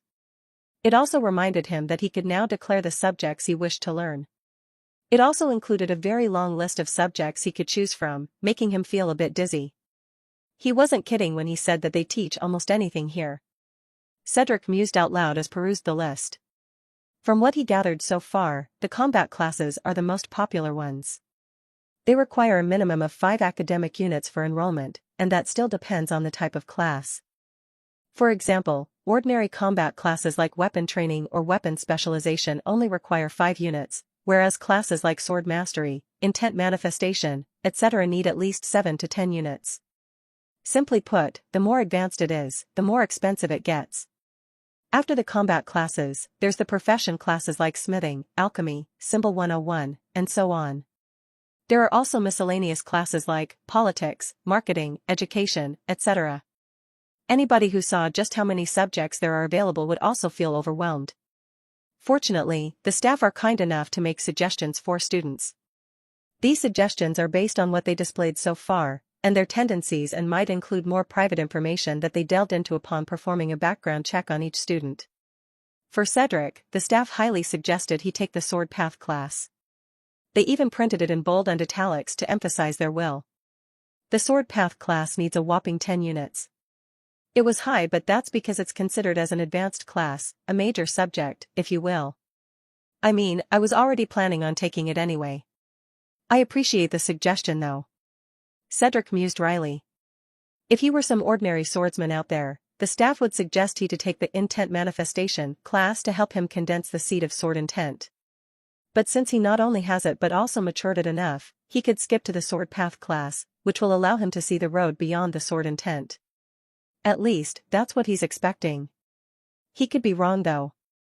But since the class was highly suggested to him, there should be a merit to his assumption. In addition to the Sword Path class, the staff also suggested he to take the Elements 101, Smithing, Field Command, and Etiquette. He could understand why they suggested Elements 101 and Smithing. Cedric hasn't revealed any elemental manifestation during the exam, which probably made him think that if he were to learn the basics of elements, his power would be greatly boosted. I adopted the aspect of the sun when I became a young sage. That should have made/transformed my innate elemental affinity towards light, fire, yang, or somewhere along those lines. I practiced my sage arts diligently and in turn, I have a fair grasp in controlling sunlight and sun fire. Is there really a need for me to enroll in this class? Probably. I mean, I still can't reveal my status as a sage nor I could display my control over sunlight and sun fire. Even though this is a fairly secure place, being careful still has merits. Yeah, I should probably take it. This could serve as another layer of disguise in a sense, making it easier for the demons to underestimate me. As for the smithing class, that's public knowledge. They probably saw his public profile which led them to this suggestion. Now, field command was a bit surprising to him. He didn't know what their basis was for suggesting this, but he thought that it wouldn't hurt. What confused him the most was the etiquette class. Is this really necessary? Do I look like a country bumpkin to them? He thought to himself. Cedric would like to think that he wasn't like that. Obviously, he had never taken any etiquette classes before, but at the very least, nobody had complained about his manners before. He would know if they did, after all his senses could pick up most things. But there's none, so why would they suggest this? Did he do something embarrassing during the exam? He couldn't remember anything though. Maybe I could ask someone later. He hummed inwardly. He then saw that, if he were to take all of the classes suggested to him, it would cost a total of 15 AUs, 10 for the sword path class, 3 for the smithing class, and 1 for both the field command and etiquette class, leaving him with 5 AUs to spare. Knowing this, Cedric once again perused the list to see if any subjects might interest him. He found the demonology class, which is the in-depth study of demons. It sounded interesting, but for Cedric, it was redundant. He already has the Demon Slayer class, which bestowed him the demon lore passive skill, allowing him to view information that Akala herself compiled, so it's meaningless to attend this. Alchemy was also interesting for him, but he decided to postpone it, thinking that it wouldn't be too late to enroll in this class once he maxed out his smith subclass. After checking the list one last time, he sighed and said, I'll just take the suggestions, I suppose. 15 units should be enough for my first year. Besides, taking more might take up too much of my time. Instructor Orion also said that if we want to be promoted as a sophomore, one of the requirements is to pass every subject we take. Besides, the academy adjusts its lessons according to what he heard so far. If a student happens to learn faster than the rest, the instructors wouldn't hesitate to give them more materials to keep up with their pace. It is possible to pass the class before the intended time frame. Doing so would free up more time for the student to focus on their other classes or their personal training. Yeah, I'll do it this way then. Pacing is a good thing. Once he made his decision, he declared the subjects he wanted to take and submitted his application. After a minute, he received a confirmation as well as a schedule for each of the classes he took. Interestingly enough, the sword path class was labeled with the open schedule, meaning that he could attend the class whenever he wanted to, be it day or night. Additionally, he could also determine how long he wants to stay each time he attends. It's a unique concept, but Cedric just took it in stride. Elements 101 is scheduled once a week. It occurs every Monday at 10 a.m. to 2 p.m. in the afternoon. His smithing, field command, and etiquette classes are scheduled on Saturdays. The former happens in the afternoon and the latter happens in the mornings. He was also notified that the classes will begin next week and his attendance will be expected. With that done, Cedric closed the interface and proceeded to unload his things to settle down in his new home. Hey, Cedric. Over here. Cedric turned towards the sound and saw Erica and Chrissy waving at him. A smile appeared on his face as he started walking towards them. He sat down in between them and said, Hey, girls. How are you? Good now that you're here. Chrissy chuckled while hooking an arm on his. You know, I didn't expect that you'd be this fierce, Erica admitted, gazing at him admiringly. I thought you were just confident enough to pass. To think that you'd sit firmly at the top spot in such a domineering fashion, not bad. Oh, stop it, babes. Chrissy snorted on the side, just admit that our friend over here is a bona fide big shot and you just can't compare. That's what I said. Erica protested. Alright, stop fighting, Cedric interjected. What's important is that I got in. Though the privileges brought by being first is nice, not gonna lie. Yeah, you got a dorm with the size of a penthouse and a huge AP allowance each month. Chrissy stated, anybody would be envious of that, trust me. Your batch might not yet realize it but you will soon. I think I have a clue. Cedric hummed, though, I suppose you wouldn't mind telling more, You wish. Chrissy chuckled playfully. Weren't you the one who said that you want to experience it for yourself? Suffer, then. Erica laughed next to him. Cedric smiled wryly but he didn't feel disappointed. He already expected that they wouldn't tell him that easily and he's fine with that. Be careful though. Chrissy's tone turned serious at this point. Since you received that much, you will also be receiving attention. Sir Orion must have already revealed this but others can replace you. That's right. Your batchmates will start targeting you. Erica added, if you want to keep those things for yourself, you can't afford to be lazy. That would be a sin in this place. That said, given the gap you established, you wouldn't have to be worried so long as you're making some effort. Yeah, the gap between you and the second place is already large. That guy would need a lot of time to catch up to you at the very least, and if he's already like that, your other batchmates might as well forget about it. Erica concluded. Speaking from experience? Cedric asked them. She's at the 5th place in our batch. I was at 3rd. Chrissy revealed. Oh? Cedric looked surprised. This was the first time he'd heard this. So you're the fairies of your batch? Damn, aren't I in trouble then? A freshman hanging out with ladies of your caliber? Gee, stop it. Chrissy flirtatiously hit his arms and Erica just laughed. Seriously though, there shouldn't be any trouble. You said it yourself, you're just a freshman. Your seniors wouldn't give you a hard time for now. Though that changes once you become a sophomore, Erica added on the side. Chrissy turned silent at her statement which gave Cedric a foreboding feeling. That said, that's irrelevant to him right now. Like they said, he's just a freshman. So you girls are that confident that I will certainly become a sophomore? Wow, thanks. Oh, stop kidding yourself. Chrissy snorted. You're already strong enough to fight us evenly. Seriously, what kind of a freak are you? Yeah. You have a matured sword intent, an insane speed that almost rivals ours, and freakishly strong instincts and willpower all while you're in Tier 3. If you can't become a sophomore here, you might as well forget about the world of superhumans. Erica's words might sound harsh but it's the truth, not just in this place but anywhere.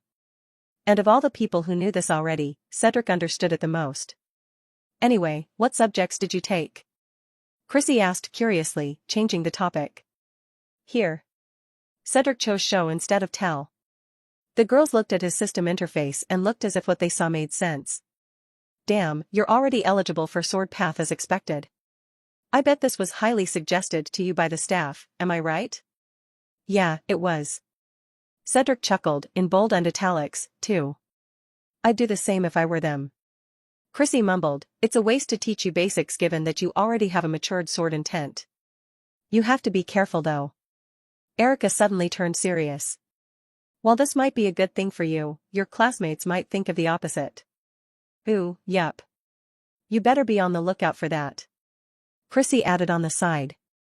Let me guess, they will attempt to ostracize me because my talent makes them feel insecure? Bullseye. Erica sighed as she confirmed his guess. That's just how humans are, I suppose. Besides, the instructors won't interfere in friction between students no matter the seniority. They wouldn't dare to make any blatant moves against you because, like we said, you're just a freshman. But that's also exactly why you should be wary because they will be sneaky about it. Erica concluded. I see. Cedric nodded, well, thanks for warning me then. I'd be careful, don't worry.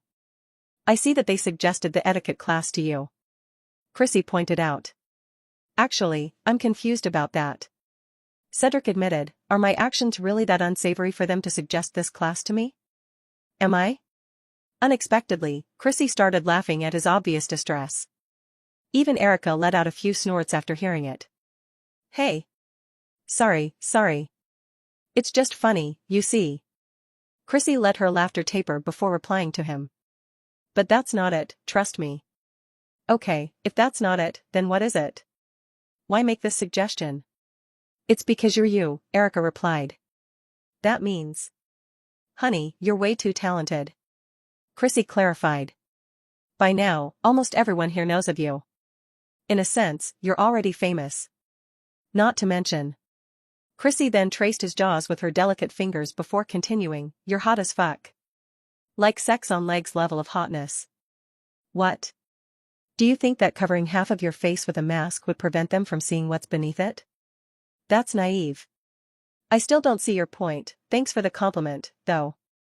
Chrissy chuckled before saying, with that face and talent of yours, it is inevitable that you would, one day, meet with really important folks. In fact, I'm almost certain that you'd be dragged into politics even before you graduated here. This is the Academy's way of grooming/preparing you for things like that. After all, a student of your caliber must at least know some basic etiquette, don't you think so too? Cedric blinked before finally understanding it. He chuckled hollowly as thought that he should have expected something like this. Well, it's a good thing I enrolled in it then. Cedric relented. Indeed, his being dragged to those exhausting events was already certain. Now he could really see why they suggested him to learn etiquette. Cedric continued talking with Chrissy and Erica. The girls gave him some perspective and warnings about certain things to help him without revealing anything substantially. He appreciated it a lot, of course. As he hung out with them, Cedric was also paying attention to his surroundings. Earlier, when he jokingly asked if he should be worried since he's hanging out with them, he had a reason to say it. Cedric discovered a few unfriendly gazes in their direction, more specifically, toward him. With his field of senses, he was able to locate where they were coming from and analyze why he was getting this kind of malice. He figured that Chrissy and Erica should have a rather exuberant reputation here. When he called them fairies, he did it because he heard it from some jealous guy mumbling at a distance while shooting glares at him. Perhaps it might be because of envy or jealousy. It might also be because of some form of self-entitlement or stupidity. Either way, Cedric didn't mind. After all, even in this place, there would be no lack of people like that. After spending hours with them, Chrissy suddenly asked if she could visit his dorm. Of course, with Cedric being that guy, he understood what she was trying to do. Erica made it obvious too. Well, who was he to deny such a request? On their way back, he discovered a few people tailing them. He didn't call them out though, preferring to keep his cards close to his chest. And even if he did, it wouldn't change a thing. People would eventually know about his close relationship with the girls, so why hide it? Chrissy already hinted at it earlier, the instructors wouldn't interfere in student matters unless it's necessary. This means that his relationship with Chrissy and Erica isn't against the rules, so why would he be afraid? At this point, both ladies weren't that shy sharing the bed with him at the same time anymore, and Cedric took full advantage of that, especially since he was about to get busy from now on. With both of them helping him as much as they could, Cedric felt confident enough to attend his first class. Days passed by like this and eventually, the day of his first class finally arrived. The Sword Path classes take place at the Combat Specialization Academic Tower. Coincidentally, this tower was the tallest out of its kind, for there were just too many subjects it covered, and all of those could be found here. Approaching the tower felt intimidating. Cedric felt it the best since his senses were facing obstacles as it made contact with the tower. Cedric thought that he better get used to this since he'd be here for a while. There were guards at the entrance, but there sure were formations. Cedric sensed those immediately and somewhat understood their general purpose. Anybody who makes contact with the formation leaves an imprint, whether they like it or not. This imprint serves as a record that they went in and would be complied by the Academy's network. Cedric also sensed security protocols installed in the formation, but he didn't dare to inspect those deeply because that might count as tampering with the Academy's properties, and that's against the laws. Speaking of laws and regulations, Cedric discovered that it is fairly loose. For the most part, the Academy won't interfere with the students' personal matters unless they are asked to or if it's needed. The students could do virtually what they want so long as they're not sullying the Academy's reputation too much or destroying its properties. Additionally, it is emphasized that the only status that matters here is the educators and students. The Academy does not care about bloodline or lineage. A king outside will only be a student here, that's an age-old rule. Every student must show some form of respect towards the educators and staff when they cross paths. Continuing inside the tower, Cedric felt overwhelmed for a moment. There was just too much to look at, but it also felt illegal to pry too much. He suppressed his desire to memorize every nook and cranny of the tower's interior to move on instead. I shouldn't be distracted. Cedric scolded himself inwardly, the classroom is on the 50th floor, I should be able to use the transportation circle. A few students were roaming around and it wasn't that hard to ask for questions. After getting directions, he made use of the transportation circle to arrive at the 50th floor. When he got there, he was momentarily surprised by the sudden simplicity of his surroundings. He saw himself standing in the middle of a long hallway. The floors had clean white tiles, the area was brightly lit and it was surprisingly silent. He saw doors on both sides with a plate label above that stated which room led to what subject. Walking towards the near end of the hallway, he saw his destination. He blinked and felt as if everything was too smooth until now that he was starting to doubt it. He suppressed that feeling and then knocked on the door before opening it. Let it be known that, because of his senses, hardly anything could surprise Cedric at this point. Still, he was greatly surprised when, as soon as he twisted the doorknob, he suddenly found himself standing in the middle of a grassy plain with an ancient-looking dojo at a distance. I wasn't able to react to it. Cedric smacked his lips in astonishment, forget about that, actually. I didn't even see it coming. It was clear to him that he arrived at a different place entirely. He guessed that this must be a pocket dimension of some sort, and if he was correct, then ain't this freaky? Does every door in that hallway lead to a pocket dimension? If so, then the Academy's filthy rich. Cedric exclaimed inwardly. Cedric calmed his pounding heart before making his way towards the dojo he saw. Just from a simple glance, he could already tell that he was at the right place. The sharpness lingering in the air, it couldn't be mistaken. It's filled with the amalgamation of sword intent. It doesn't affect me since I've matured my sword intent, but for those who don't have one or just had it, this very air becomes dangerous because there's a possibility that it will drive them mad. Sword intent is born from the combined skill and willpower manifestation of a dedicated swordsman. Essentially, it's their fighting spirit in the form of a sword. Beginners of the sword path or freshly minted sword intent possessors could easily be influenced by the environment here. But remember, the sword intent here was a mixture of sword intents from the students of this class. Getting immersed in it could easily drive beginners mad. As Cedric approached the dojo, the environment turned even sharper. He could feel a slight prickling on his skin but not to the point where it bothered him just yet. When he arrived at the doors, they parted automatically for him. Cedric blinked before deciding to enter anyway. That's when he felt several eyes landing on his body. Mildly surprised, he swept his gaze towards the general vicinity of those who probed him. And even though he suppressed his field of senses, he felt the fluctuation carrying a surprised reaction from those that probed him. Then, someone appeared before him. Cedric wasn't surprised since he had already seen this person coming. It was a man who was wearing clothes that closely resembled that of the instructors, but only with a few differences. The man welcomed him with a warm smile and said, "Welcome to the Sword Path class. I assume that you're our new student, Cedric Stormrider?" "Yes, that's me," Cedric replied with a slight bow. "Awesome. My name is 30, a teaching assistant. No need for formalities, I'm not an official instructor anyway, and I also couldn't be considered as your senior. Just call me 30. Come, I'll give you a tour." Cedric nodded and dutifully followed 30 deeper into the dojo. They walked on a cobblestone path that led to the central field of the dojo. There, he saw several people practicing their sword stances with a clear-cut focus. None of them paid attention to him at all. This is the central field. It's open for everybody to use as a training ground, but it's mostly used by students who are trying to prove their eligibility to enroll in this class. Simply put, everybody you see here who isn't wearing a badge like this one. 30 then pointed to a sword badge on his right chest, "Isn't your classmates per SE?" Cedric nodded in understanding. He swept his glance towards those people and felt the varying levels of sword intent in their bodies. They're probably here for a suitable environment to train in while also trying to prove themselves. Behind the central field is the main office. 30 continued, "There, you will meet Master, the instructor of this class. We'll get your badge there and for you to get your initial lesson from Master." Hearing that he would get to meet the instructor of this class somehow made Cedric feel nervous. He had no idea what kind of person the instructor was, not even their gender was known to him, and it doesn't look like 30 wants to reveal anything either. With the reputation of the Starlight Royal Academy, he couldn't help but have high expectations. After all, an institution of this caliber wouldn't hire a lackluster instructor, right? As they moved past the hopefuls on the central field, he couldn't help but feel gazes of negativity landing on his body.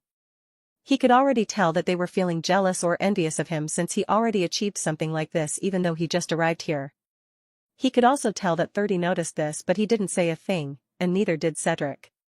He had no plans of paying attention to unimportant people when his attention and focus were needed elsewhere. Just like at the entrance, the doors of the main office opened when they got close to it. But unlike the former, what Cedric felt inside made him pause in his steps.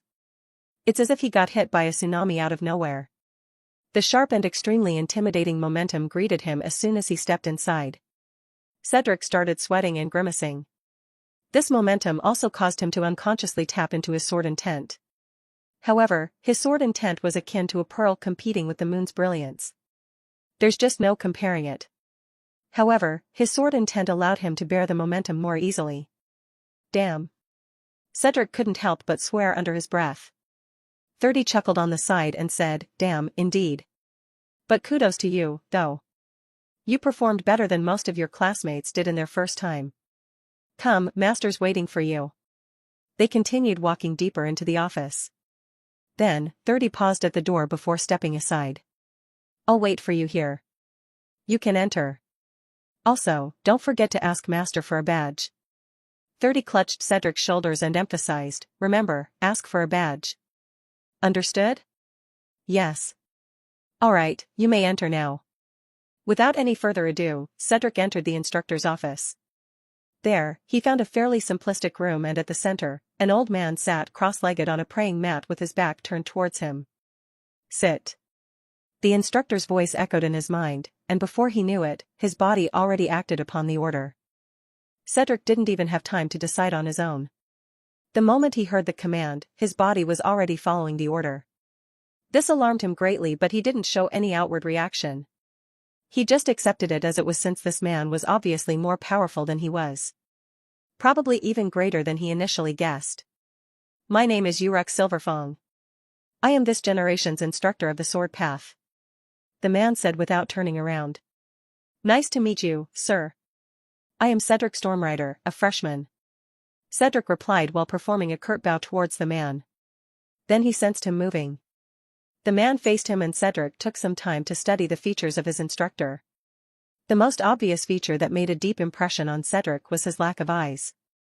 As in the man's eye sockets were empty, yet even so, Cedric could clearly tell that this missing feature wouldn't hinder this man at all. Apart from that, the man looked like any ordinary middle-aged man. He had a mop of black hair with a few gray strands, a slightly wrinkled face, a long beard, and a rather stocky body.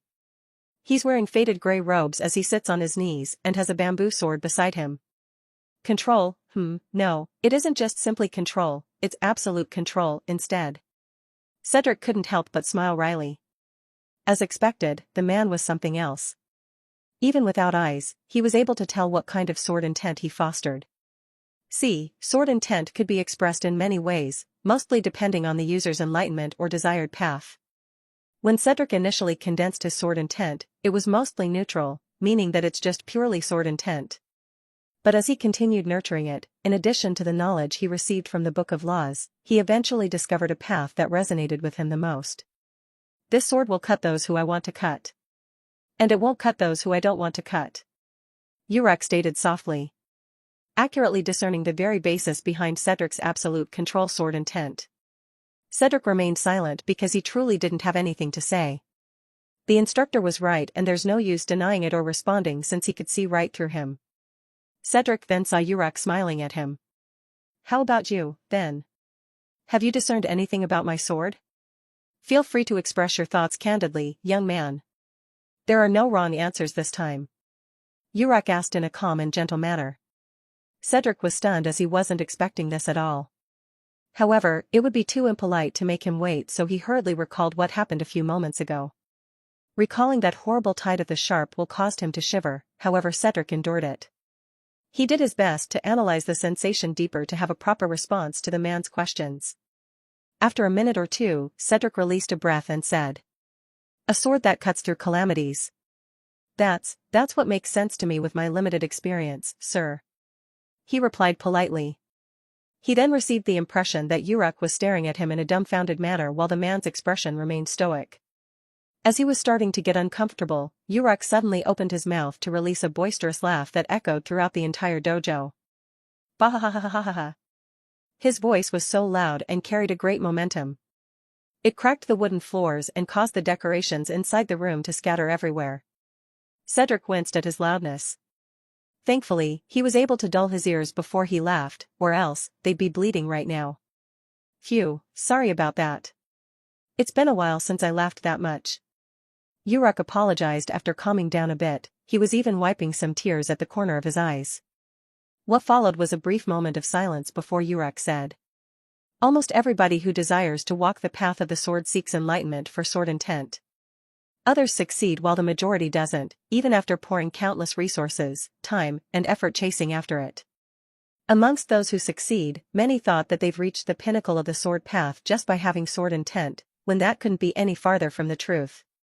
Once again, Cedric felt the impression that Uruk was now staring at him intently, so he focused. There's no way he'd miss the fact that his first lesson from the instructor began just now, and he'd be damned if he didn't listen to it. A heart that beats for the sword, or in simple terms sword heart, that is the next stage in the sword path. Only by condensing a sword heart would one be qualified to look at the esoteric image of what the real sword path is, the sword law. I'm assuming that you've perused the Book of Laws before? Cedric nodded to the inquiry, so Uruk continued, that book has entries about the sword laws, but it's labeled as mostly speculations, no? Cedric nodded again. That was intentional, not in a selfish way, mind you. Uruk gently stated, trust me, many swordsmen wanted to write down or share their experiences with others. They could have done so anyway, but the act itself carries severe risk. It's because laws are finicky in general. Everybody has their own interpretation of it, and they cannot just recklessly claim that what they knew was the correct one. This is even more apparent when it comes to sword laws. You should have experienced a taste of it by now. Uruk smiled at him. Even the amalgamation of sword intent in this place could turn sword path beginners mad. That also happens in sword laws. Those who recklessly impart their enlightenment of the sword to others might cause their students to experience bottlenecks, worst is death. That's why nobody dared to jot down their experiences in a book that could be accessed by the public. Uruk just confirmed Cedric's speculations. He already had an idea that it was like this, but it still felt good to have a confirmation. Thankfully, this was all a distant matter to the current him, so he doesn't have to be cautious of it. I'm fairly lenient when it comes to teaching. Uruk stated, some would even call me laid back, to be honest, and I never particularly mind that. I'm not gonna hold your hand all the way towards your goal because that is, ultimately, yours to take.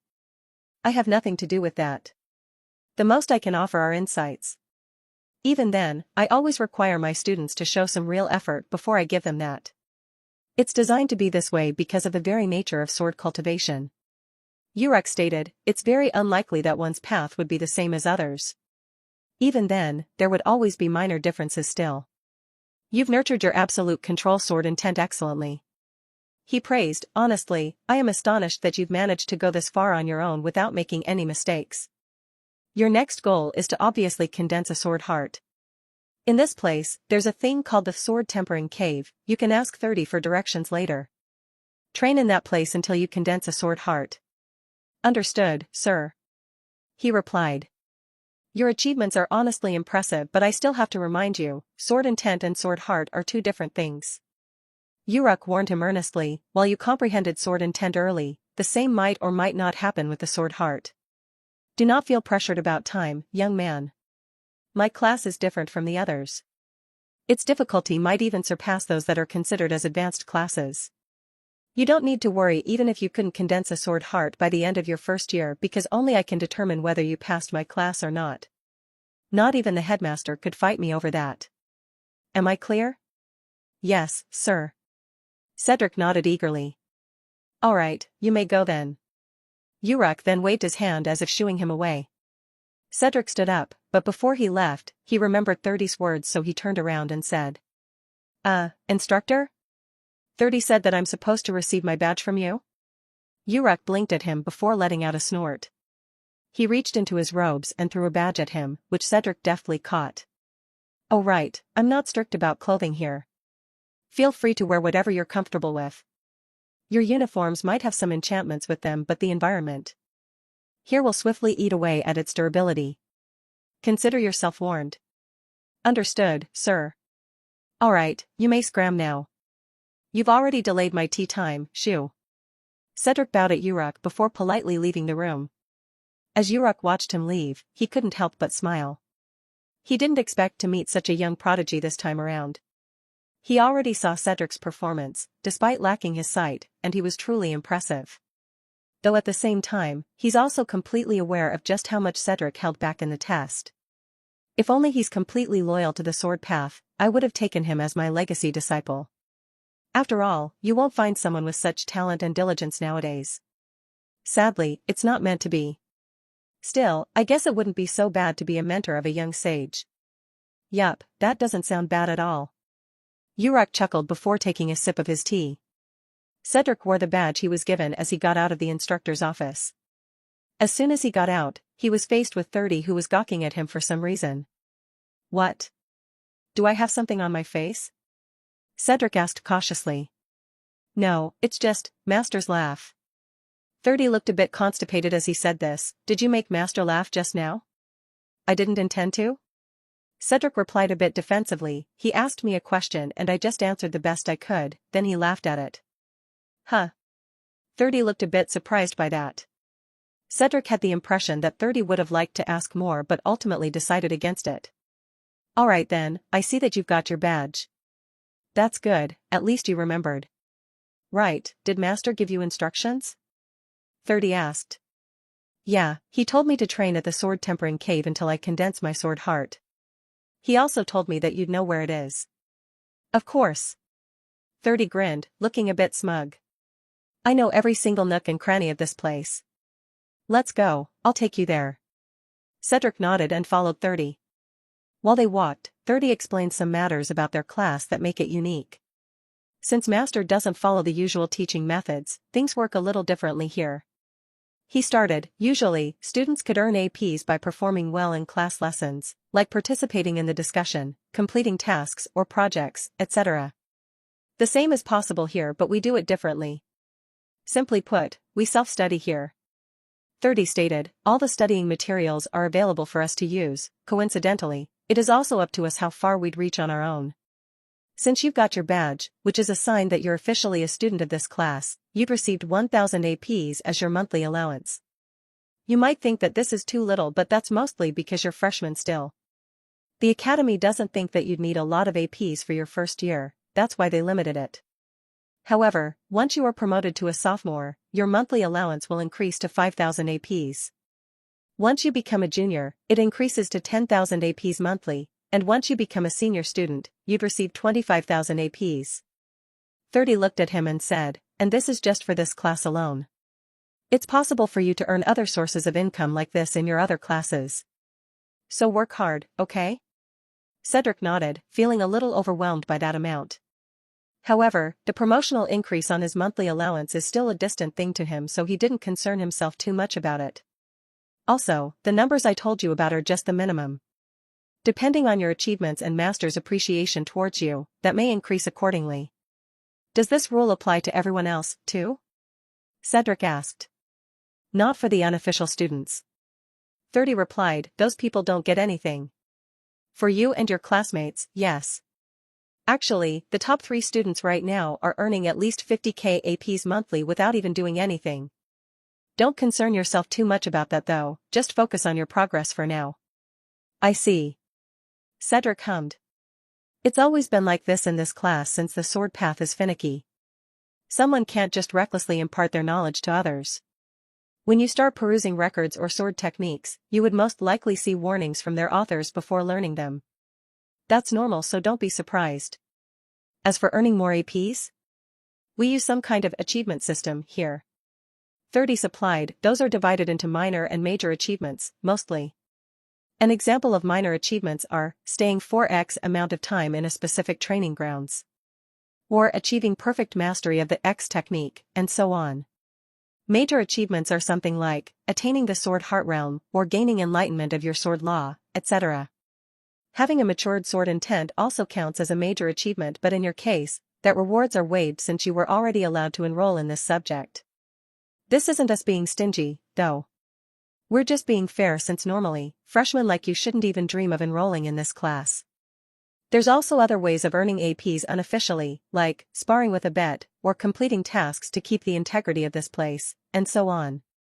Some of them are even repeatable, so you don't have to be afraid of poverty, because as long as you're willing, you'd be able to earn hefty amounts of APs here, especially since you're an official student of this class.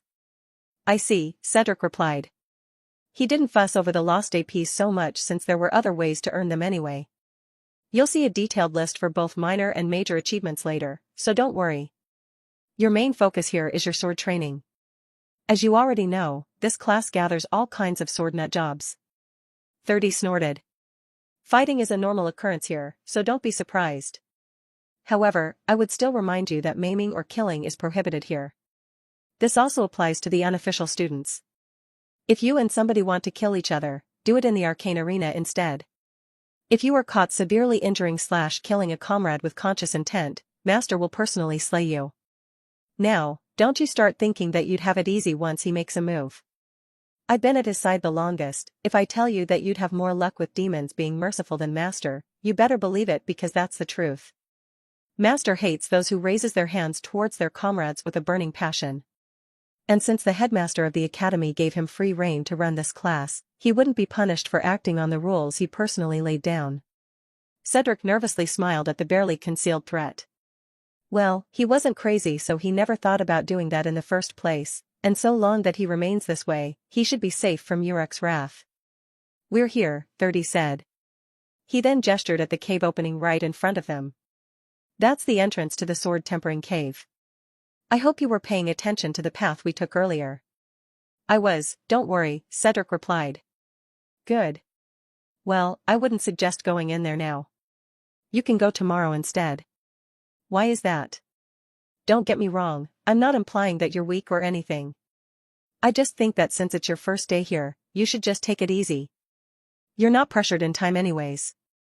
30 explained. Besides, I personally wouldn't go there with that uniform, but I could almost guarantee that the winds inside the cave will ruin that in no time flat. How does that cave work, anyway? Cedric curiously asked. The cave system is about 10,000 meters long. 30 stated, which surprised Cedric. I know, somewhat unbelievable, right? But that's the thanks to spatial enchantments on it, so don't be too surprised. It is wide enough to accommodate hundreds of people at the same time. There's also an isolation enchantment inside that prevents you from seeing others who are taking on the challenge at the same time as you. Beyond the entrance, you begin feeling a breeze which will pick up the deeper you go in. It starts off as a regular breeze, but the further you go, the currents will become sharper. You must depend on your senses to detect and confront them. Yes, you must confront those sharp wind currents. Because it's those currents that will temper your sword intent. How far you can go depends on your innate aptitude as well as your current strength. My advice is you set a proper pace for yourself. Like I said, you're not in a time crunch in this class. Condensing a sword heart may or may not take you a long time to do. While it's good to push the extent of your limits, just make sure you won't go overboard when doing so, because that may lead to your death inside that cave, and you can't expect Master to be held responsible for that since he didn't tell you to bite more than you can chew. So, consider yourself warned, okay? I appreciate the warning. Cedric replied. Right next to that cave is the training hall. 30 pointed at the place he was referring to. That place is filled with all sorts of equipment that could help you analyze the current level of your sword techniques, etc. Visit that place from time to time if you can, since seeing your progress can serve as a great boost of motivation for you. Cedric nodded as kept that information in mind. On the other side of the cave are the Sword Communion Hall and the Sword Coliseum. You can't go there for now since you don't have a sword heart just yet, so I'll save the introductions to you when you do. Understood, Cedric replied. Alright, we're done here. Come, there are still other areas that you should know. After visiting them, I'll take you to your personal room here. It's a privilege that only official students like you can have. Cedric nodded and followed 30 to the other areas around the dojo. Despite his obvious desire to test himself at the sword tempering cave, Cedric held himself back. He has already seen everything he needs to see at the dojo, and his position as a student of the Sword Path class was also established firmly.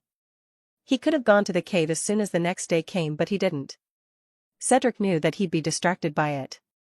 Actually, he's nearly certain that he would be immersed in it. He still has other classes to attend and he cannot miss them, so he set it aside for now. Currently, he's gone to another room within the Combat Specialization Tower to attend Elements 101 class since it's Monday today. He didn't want to miss it since it was his first class and first impression matters. When he got into the classroom, Cedric discovered a theme somehow. Like what he experienced in his previous class, the classroom for this class turns out to be unique as well. He once again found himself standing in a vast open field. He noticed a few notable things at a distance: a simple-looking classroom mostly made out of wood, an open dome that's protected by an invisible force, and a wide altar. I'm becoming more and more convinced that each subject here has their preferred environment theme. Cedric mused to himself. He made his way towards the classroom since that seemed to be the logical move. As he approached, he cautiously opened his field of senses and discovered that there were a few people there already. Amongst these people, he saw some familiar faces, but one of them stood out amongst the rest. It was Isabella, the third place in the entrance exam, and for a moment there, he was surprised. I guess she wants to learn the basics from another perspective entirely. He mused to himself. Shrugging, he entered the classroom and instantly felt several gazes landing on him. Most recognized him, others were just curious. He didn't pay attention to any of it and claimed a spot for himself. He noticed Isabella's gaze lingering on him longer than most, but he decided to just shrug it off. He didn't want to put any meaning behind it since he personally didn't know the girl. Cedric chose a spot next to the windows. They're open, so he felt the breeze caressing his face.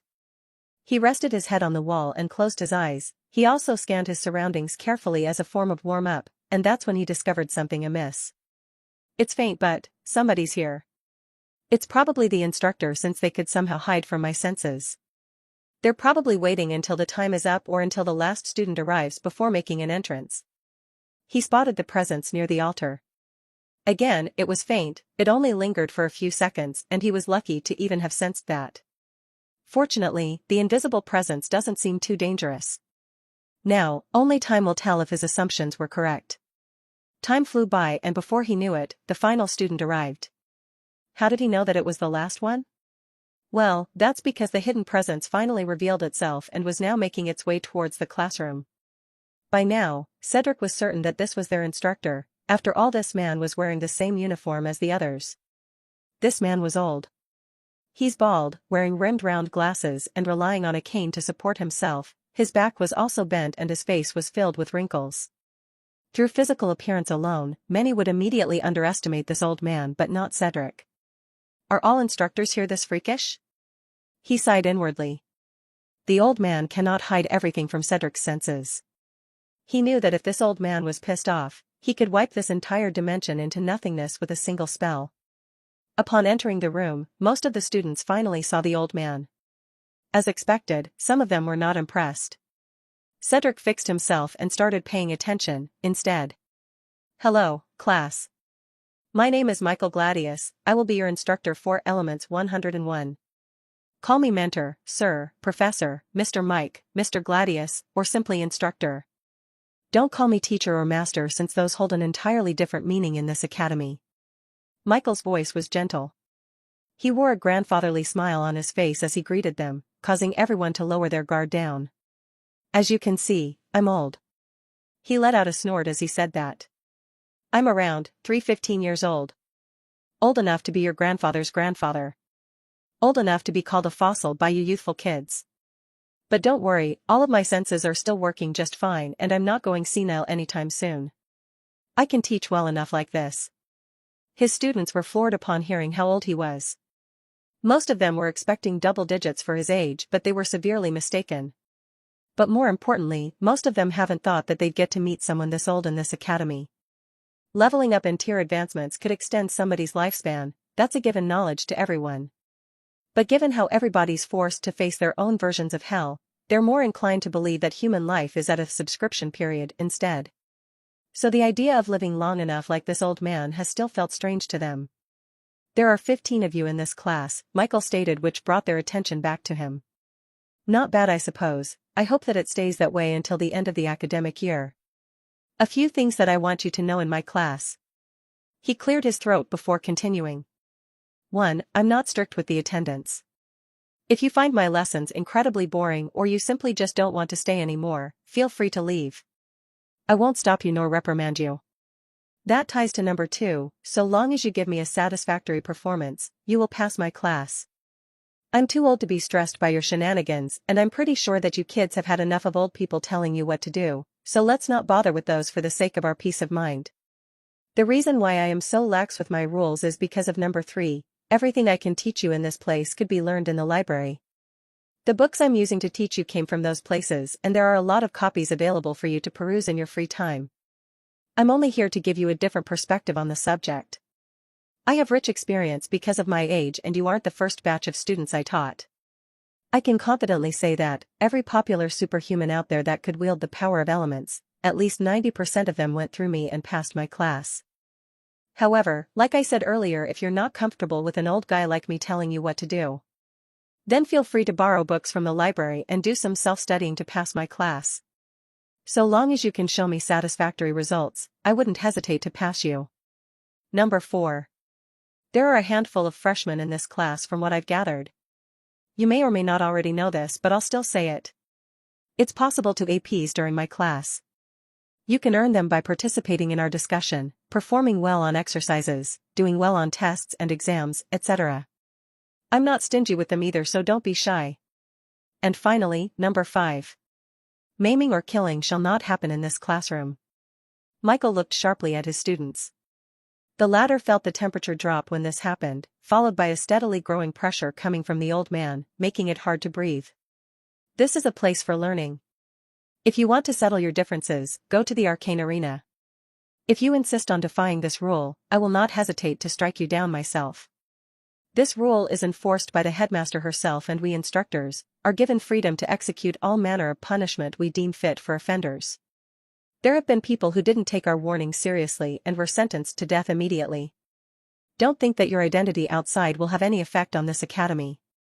Even monarchs and emperors have to respect us instructors while they're here. You're no different. Is that clear? A series of agreements sounded after that. The pressure disappeared after that, causing the students to breathe a sigh of relief. Looking back at their instructor nearly gave them whiplash because he was back to his amicable expression right after, as if he didn't just do that to them. Great. 25 APs for everybody since you endured my pressure and for being cooperative. Michael gently cheered. His students were dumbfounded by the sudden switch, but nobody dared to say a word in fear of provoking his ire. Then, the old man turned around and began writing something on the board. The students saw this and took it as a sign that their lessons were finally starting. In simple terms, elements are formed through energy units reacting with each other. Friction between energies causes a spark that might turn into what we know as the fire element. Polarized energies turn into lightning, compact energies turn solid and might later turn into either metal or earth, fluidity causes the birth of moisture and water, stillness of water turns into ice, etc. Instructor Michael stated as he explained the basic knowledge of elements to his students. Due to the changes we humans experience thanks to Akala, we have evolved and can sense the changes within our surroundings, allowing us to harness the power of nature right at our fingertips. And thanks to our ceaseless pursuit of knowledge and progress, we have formed a systematized way to harness these powers more efficiently, maximizing our potential even further. All of us, in this day and age, possess latent affinity towards sensing energies, be they mana, ki, spiritual energy, etc. This also includes specific elements. Michael then turned to Isabella with a gentle smile and said, "You, for example, young lady. I sense a great harmony between you and the ice element, of course this also extends to the water element." Isabella doesn't seem to be moved by what she hears. This wasn't news to her either, for her master already tested her elemental affinity before and told her about this. Michael then looked at another student and said, "As for you, young man, I can sense the sheer vibrancy of life around you, which tells me that you most likely have a great affinity towards the wood element." Then, somebody raised their hand to ask a question. Michael saw this and nodded at the student. The student then asked, "Instructor, are you able to sense our elemental affinities just by looking at us?" "No." Michael chuckled, "I was only able to sense the ones I pointed at possess strong affinities towards their respective elements and, more importantly, trained them to some extent. For those who haven't discovered their elemental affinities and haven't trained them, I wouldn't sense them, nor could anybody for that matter, under normal circumstances of course. Those who have excellent perception and trained techniques that specifically allow them to notice that obviously would. Sadly, I'm not one of those people. Another student raised their hand and asked, are we safe to assume that you have a way for us to learn what our elemental affinities are? Of course. Why else would I be an instructor for this class if I couldn't? More importantly, why would this academy even bother offering this class if they don't have a way? That much should be obvious, no? Michael said this with a light-hearted tone to prevent the student from feeling embarrassed. Since we're already at this topic, we might as well move along with it. Everyone will be stepping outside. Gather at the altar, we will be identifying everyone's elemental affinities there. Saying that, Michael walked outside of the classroom followed by the students. They arrived at the altar shortly after since it wasn't that far from the classroom. When I call out your name, step into the altar and touch the crystal ball. Relax and sink your mind into it, the ball will show a reaction that will tell me what kind of affinity you possess. Let's start with Winston Abigail. The student called stepped forward and stood on the altar. He remembered the instructions and touched the crystal ball. Under the whole class watch, the crystal ball glowed with a lime green shade. It also displayed 2 black lines in the middle as well. The green color represents both the wind and wood elements. To identify which one it is exactly, we refer to the color shade displayed by the crystal ball. Lighter shades are for the wind element and darker shades for the wood element. Michael explained. The 2 black lines you see represent the innate depth of resonance between you and your elemental affinity. In simple terms, it determines the strength of affinity towards an element. He continued. A single black line represents a regular affinity. Meaning that if you were to practice spells or techniques that fall under the wind element, you'd obviously progress faster than those without any affinity towards it. 2 black lines represents the intermediate level of affinity. Meaning that your progress with those kinds of technique will be twice as fast compared to those who only have a regular level of affinity. 3 black lines means superb level of affinity. 4 black lines would be extraordinary, and 5 black lines represent the pinnacle level of affinity.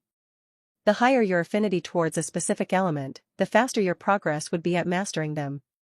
I'm sure I don't need to explain how valuable this information is. Of course, the old man was right. Determining one's affinity prevents them from taking a detour, giving them more time to focus their efforts on becoming stronger. As we all can see here with Mr. Abigail's results, he has an affinity towards the wind element. And by the 2 black lines we see, it means that he has an intermediate level of affinity towards the wind element. Cedric then blinked and raised his hand. Michael, even though he wasn't facing him, responded with a, yes? You said something about wind being his only affinity, sir. Does this mean that someone can have multiple affinities? Michael turned to him with a wide smile and said, 100 APs for catching that. Indeed, people can have more than one elemental affinity. However, don't mistake this as a sign of supremacy. While it is generally good to have more than one affinity, those who have them will have to double their efforts learning skills for those to be relevant. Additionally, having more than one affinity might turn into a curse instead of a blessing for some people. This is supposed to be for your future lesson, but simply put, elements react differently when paired with each other. The most common example would be fire and water. They don't mix well, as we all know. This also applies to affinities, if you still haven't caught on. If someone has a latent affinity towards both fire and water, this might cause them to suffer in more ways than one. Don't be afraid though, if any of you encounter this kind of problem, I will be here to give you options. Michael explained, causing the students to sigh in relief. Another question, sir. Cedric then asked, does the specific shade of color mean anything? And how did you come up with that? Michael asked in return. Well, you refer to them as lighter shades and darker shades. Every color has multiple shades, and the one we saw just now I believe is lime green. Huh. Another good catch. 200 APs for you. Michael gave Cedric an appreciative glance before explaining.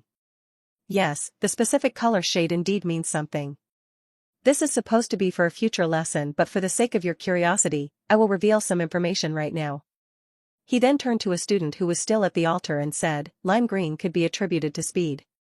Since that's your shade, this means that you'd be even faster at practicing movement technique or spells. Your skills could also be faster than normal. Michael then turned to the rest of the class and said, I'll do the same for the rest. As for explaining everything, we could do that in the future. If you're really that curious, you can do some advanced reading in the library. Alright, thank you, Mr. Abigail, you may now step down, Michael told the student. Next, Mr. Simmons. Just like that, the students discovered the latent elemental affinity one by one. At some point, the common elements appeared, a couple of students even had the same elemental affinity but different levels of affinity. That one student that Michael pointed out to have the wood affinity turned out to have a superb level of affinity, which was incredibly rare given the instructor's reaction. Additionally, the shade of pine green was said to be the most suited to the life property. From what Cedric noticed from the subtle actions of the instructor, he might have notified some people of this. As for Isabella, it's as expected. Her shade was ice blue, fitting since she's incredibly suited to the ice spells and techniques. Her level of affinity was also superb just like the previous guy. And finally, Cedric himself was tested. Vermilion, pinnacle. Michael whispered with a stunned tone, which Cedric certainly didn't miss. Vermilion is a shade of red, which is mainly used to represent the fire element. And from what Cedric could see, he has a pinnacle level of affinity towards it. He was stunned by this discovery. He already knew that he might have a strong affinity towards the fire element, but he didn't know it was going to be this much. Vermilion falls under the encompassing attribute. It means that any kind of fire-related skills are suitable for you. And since you have a pinnacle level of affinity, you can learn anything that falls under it with astonishing speed and might. Cedric was back in his penthouse. His Elements 101 classes ended a few hours ago and it was particularly enlightening. He definitely learned things that he hadn't touched before, so he was left satisfied. As expected, his possessing a pinnacle level of affinity towards the fire element left his classmates stunned. Since they're still students, most of them could only imagine just how wide the gap is between them and Cedric. The realization won't truly sink in yet, not until they experience an event relevant to it. Before ending the class, Instructor Michael left them homework. He told them to start meditating with the intent of communicating with their respective elements. He said that forging a strong bond between the practitioner and their chosen elements was the very first step in learning skills related to them. Their goal was to manifest an energy signature of their chosen element. In Cedric's case, it was to produce at least a plume of fire. He had taught them ways to do it and given them their homework. In their next class, they'd be rewarded with APs depending on their results. This is why Cedric was now in the training room of his penthouse. He didn't feel tired at all and he's way too energetic to fall asleep, so decided to spend time training instead. Upon starting his meditation with the intent of sensing fire attributes, his absurd talent almost immediately began showing its effect. He was a natural in it as he instantaneously sensed clumps of fire attributes from the surroundings. They were dancing around him like joyful children who found a new playmate. With a gentle urge of his intent, the fire attribute suddenly fused with his body, allowing him to feel a raw warmth in his depths. As soon as that happened, Cedric seemingly fell into a trance. He felt no resistance from the fire element at all. He even felt welcomed by it. Due to his absurd level of perception and instincts, the rest was easy for him. He opened his eyes and promptly began seeing the fire energies with his naked eyes. This meant that his entire being already adapted to this new experience, allowing him to more conveniently interact with fire energies as he pleases. He opened his palms and with a slight intent on his side, the fire energies gathered in his palms. He ignited them using his ki, then lo and behold, he just produced a plume of flames. It had to be known that it hadn't even been 10 minutes since he started this exercise. Even for Isabella, who had a superb level of affinity towards water and ice, she needed a full day to complete this exercise, yet he already succeeded in it. This just proves how ridiculously talented he was in this kind of thing. Cedric heard several notifications from the system. It informed him that due to this exercise, he was supposed to receive a corresponding skill for it. However, since he had sage arts which allowed him to convert his ki into true sunlight and sun fire, the skill, fire control, was redundant for him, so he received 100 tier 3 demon souls instead as compensation. This notification also tells him that, since he didn't need fire control as a skill because of sage arts, his control over fire would be just as exceptional as he does with sun fire. After all, they're not that different. Testing his theory, he focused slightly and made several shapes using the flames he conjured. The vermilion-colored flames followed his will like an obedient child. If he wants to compress it, it will compress. If he wants its size to double, it will double in size, and so on. He conjured a compressed ball of fire and shot it at the dummy. Seeing the results made him a bit disappointed, but he wasn't fazed. Next, he experimented by compressing the fireball even more, essentially having a single fireball with the strength of two. The results were acceptable, so he moved on. Next, he began releasing a stream of flames like a torch. It started unstable, but he adjusted and learned, so eventually, it became a steady stream of flames. That was followed by more exercises until Cedric ran out of ki, still that only caused him to pause his experiments for now. Once he recovered, he planned on continuing with all exercises he could think of until he was satisfied with his progress. Cedric spent all night exploring this new territory, and it sufficiently occupied him until daybreak. By then, he could produce a small plume of flame that was hot enough to melt steel in a couple of seconds. He could even produce flames hotter than a forge could handle.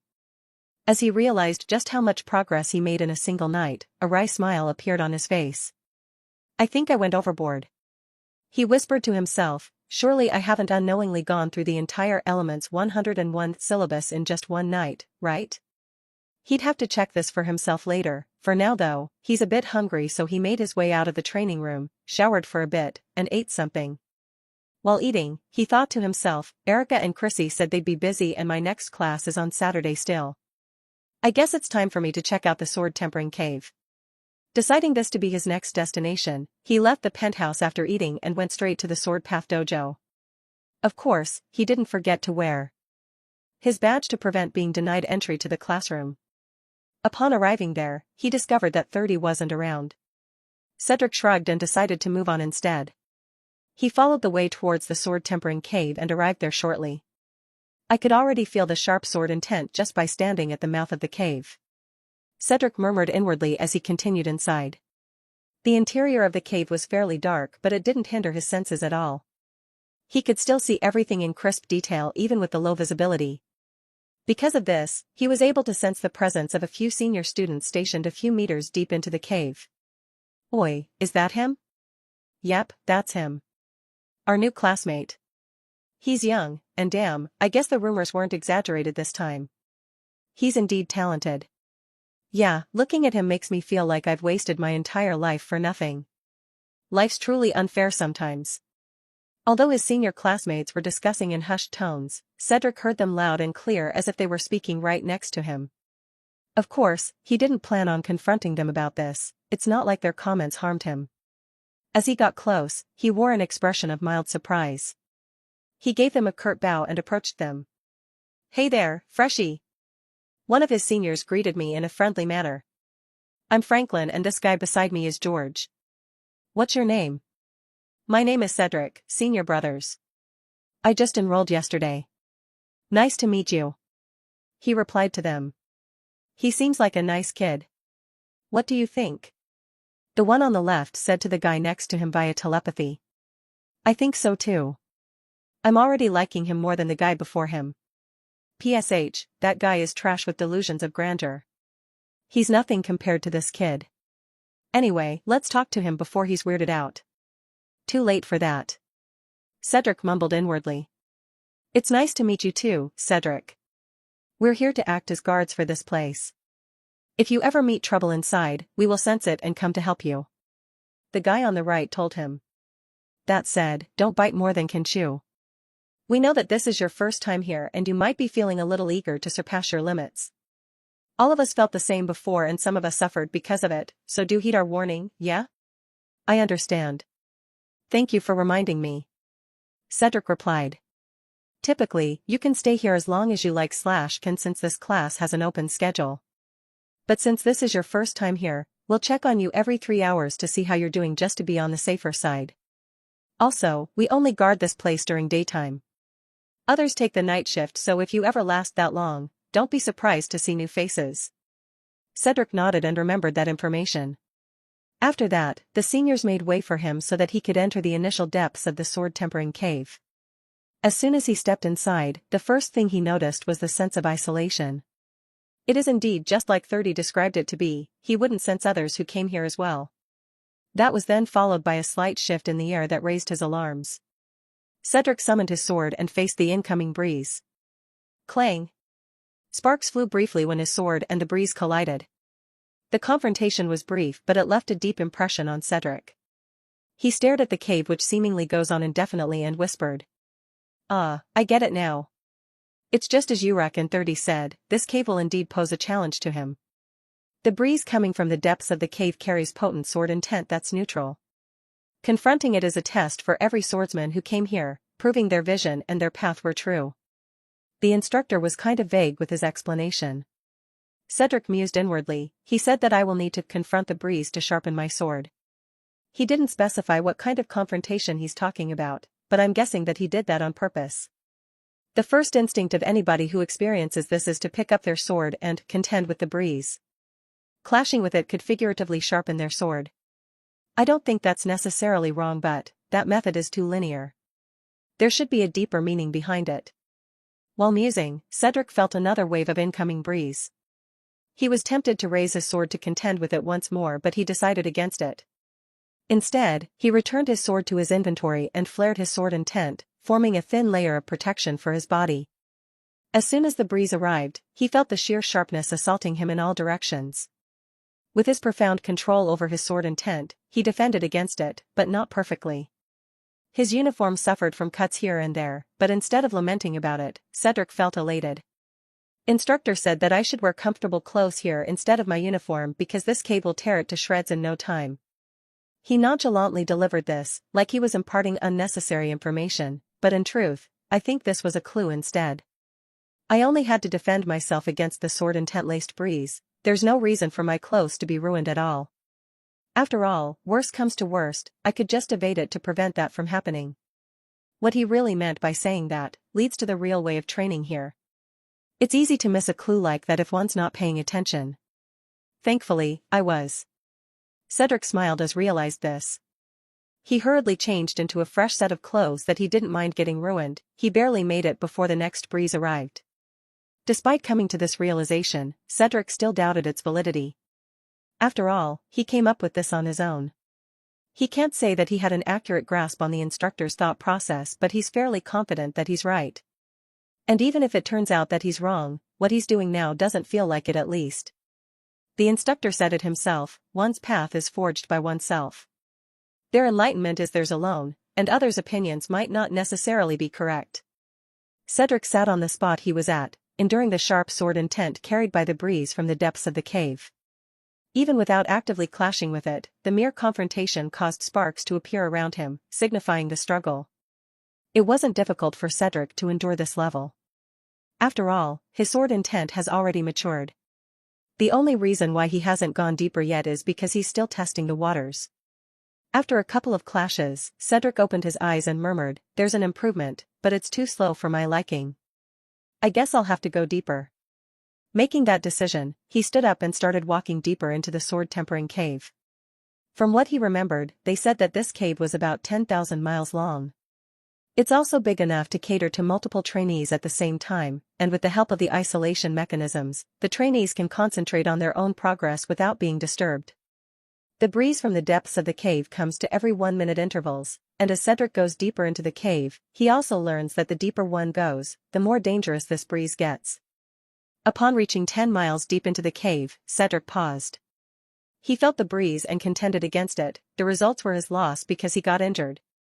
It wasn't serious or anything, just a shallow cut on his left shoulder, but Cedric still considered that as his loss, so he stopped there. Let's do this, just me and my sword intent, let's see how much improvement I could get here. After deciding that, he saw down and doused himself with his sword intent once more.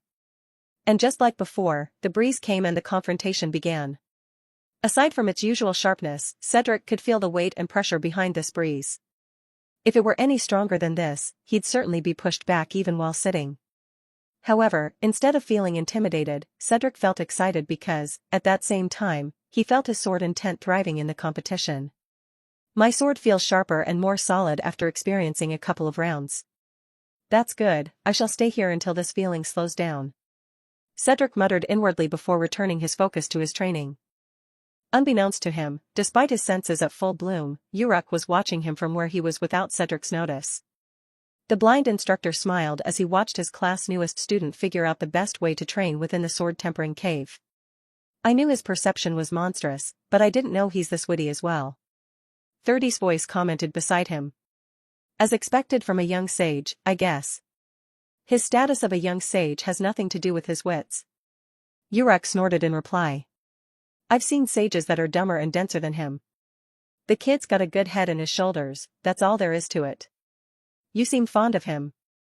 30 pointed out after a brief pause, am I gonna have him as my junior apprentice brother for real? Humph, you wish.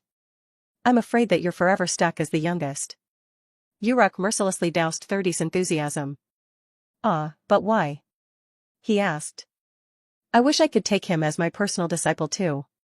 Uruk honestly admitted, however, he's a budding sage, and someone already called dibs as soon he becomes a sophomore, so I'm helpless as well. Besides, I'm not fit to teach a sage, my knowledge about them is clearly lacking. Was it the headmaster who did it? 30 curiously asked. No. Uruk shook his head, it's someone else. Can't tell you who because that person has severe trust issues. Oh, well, too bad then. 30 shrugged. He knew that he couldn't pry anymore since his master already said his word. Both of them spent their free time watching over Cedric from the office without his knowledge. They saw him enduring the sharp breeze of winds from the depths of the cave without flinching. They could also feel his progress in real time, making them feel a bit stunned by how fast he's adapting and growing. Uruk let out an inquisitive hum as he suddenly saw Cedric standing up. He and 30 then watched as Cedric suddenly summoned a training sword, the ones that anybody could easily buy from the system shop because of how cheap and common they were. They saw him pouring his sword intent into it and getting into a sword stance. His stance was familiar to any swordsman who sees it because it was the very basics. Is he planning on, He is. 30 was astonished. Perfect execution. Uruk nodded in satisfaction. They just saw Cedric performing one of the most basic sword moves, a simple sword thrust. He timed it exactly as the next following breeze's arrival and contended within using that move. His performance was reflected in Uruk's perception. And even though Cedric was left reeling from the clash, neither the instructor nor his disciple could deny the sheer excellence behind his simple move. Uruk isn't one to casually toss praise towards his students, the same could be said to his disciples. So whenever he does, he truly means it. When he praised Cedric's perfect execution of the sword thrust, it meant just that. The sword move, despite being the most simplest sword move there is, was executed perfectly by Cedric. It had to be known that even seasoned swordsmen out there cannot replicate Cedric's execution just now. Learning and performing that basics was simple, mastering them to perfection is another matter entirely. Cedric was done with just that either. Under their watch, he contended with the breeze one basic sword move after another, each one was perfectly executed of course. Geez, this kid's freaky. 30 shivered as continued watching. Uruk remained silent beside him but at the depths of his mind, he had nothing but praises for this new student of his. In this day and age, it's rare to see someone mastering the basics of their chosen weapon. The majority of them are too eager to learn more advanced martial arts, preferring flashy moves for the sake of looking cool. Nobody has the patience to stick with the fundamentals, and that's why those people find themselves stuck later on. There is a reason why they're called the basics. They were made to release the full might of the weapon. It's these same basics that drew the first blood in ancient wars. It's also the same moves that allowed us to kill those pesky invaders. If someone can't even comprehend the importance of the basics, how could they even dream of the pinnacle of sword arts? Us old folks never held back information, so it's their fault for not understanding what we mean. Though I guess this wouldn't be a problem to our resident young sage, huh? Uruk continued smiling in appreciation. Profile. Name, Cedric Stormrider. Age, 21. Race, Human 2. Classes, Luminous Sage, Main, Demon Slayer, 2nd, Smith LV.75-100, Sub. Level, Tier 2 LV.9. Titles, Son of Heaven, +4. System Authority, LV.8. Aptitude. Body, EX. Energy, EX. Spirit, EX. Final rating, EX+. Skills. Actives, Sword Intent LV.75, Kickboxing, M, Iron Skin, M, Multi-Stab, M, Air Hop, M, Focus, M, Lightspeed LV.75. Passives, Elementary Sage Physique, U, Sage's Perception, U, Education LV.100, Demon Lore, M, Slayer's Mark LV.15, Sage Arts LV.50, Marksmanship, M. Subclass Skills, Focus, M, Decode, M, Symbol Mastery, M. Crafting LV.75, Metallurgy LV.75, Smith's Blessing LV.75, Repair, M. Mandatory task. Hell Dive, survive the endless undead horde for 5 hours twice. Rewards 100% demon soul gain, clearance streak +1. Punishment for failure, failure streak +1. Record, clear streak 13, failure streak 0. Nice, my sword intent leveled up faster ever since I started training at the sword tempering cave. Cedric murmured as he rested for a bit. At LV.75, his sword intent looked like this. Sword intent, LV.75 out of 100.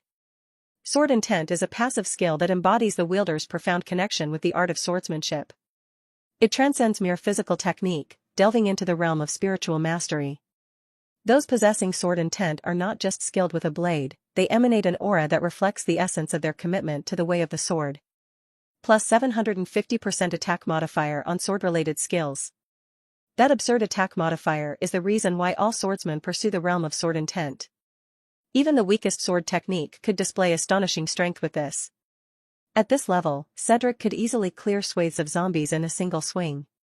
If he goes on a rampage, he might even cause a citywide destruction.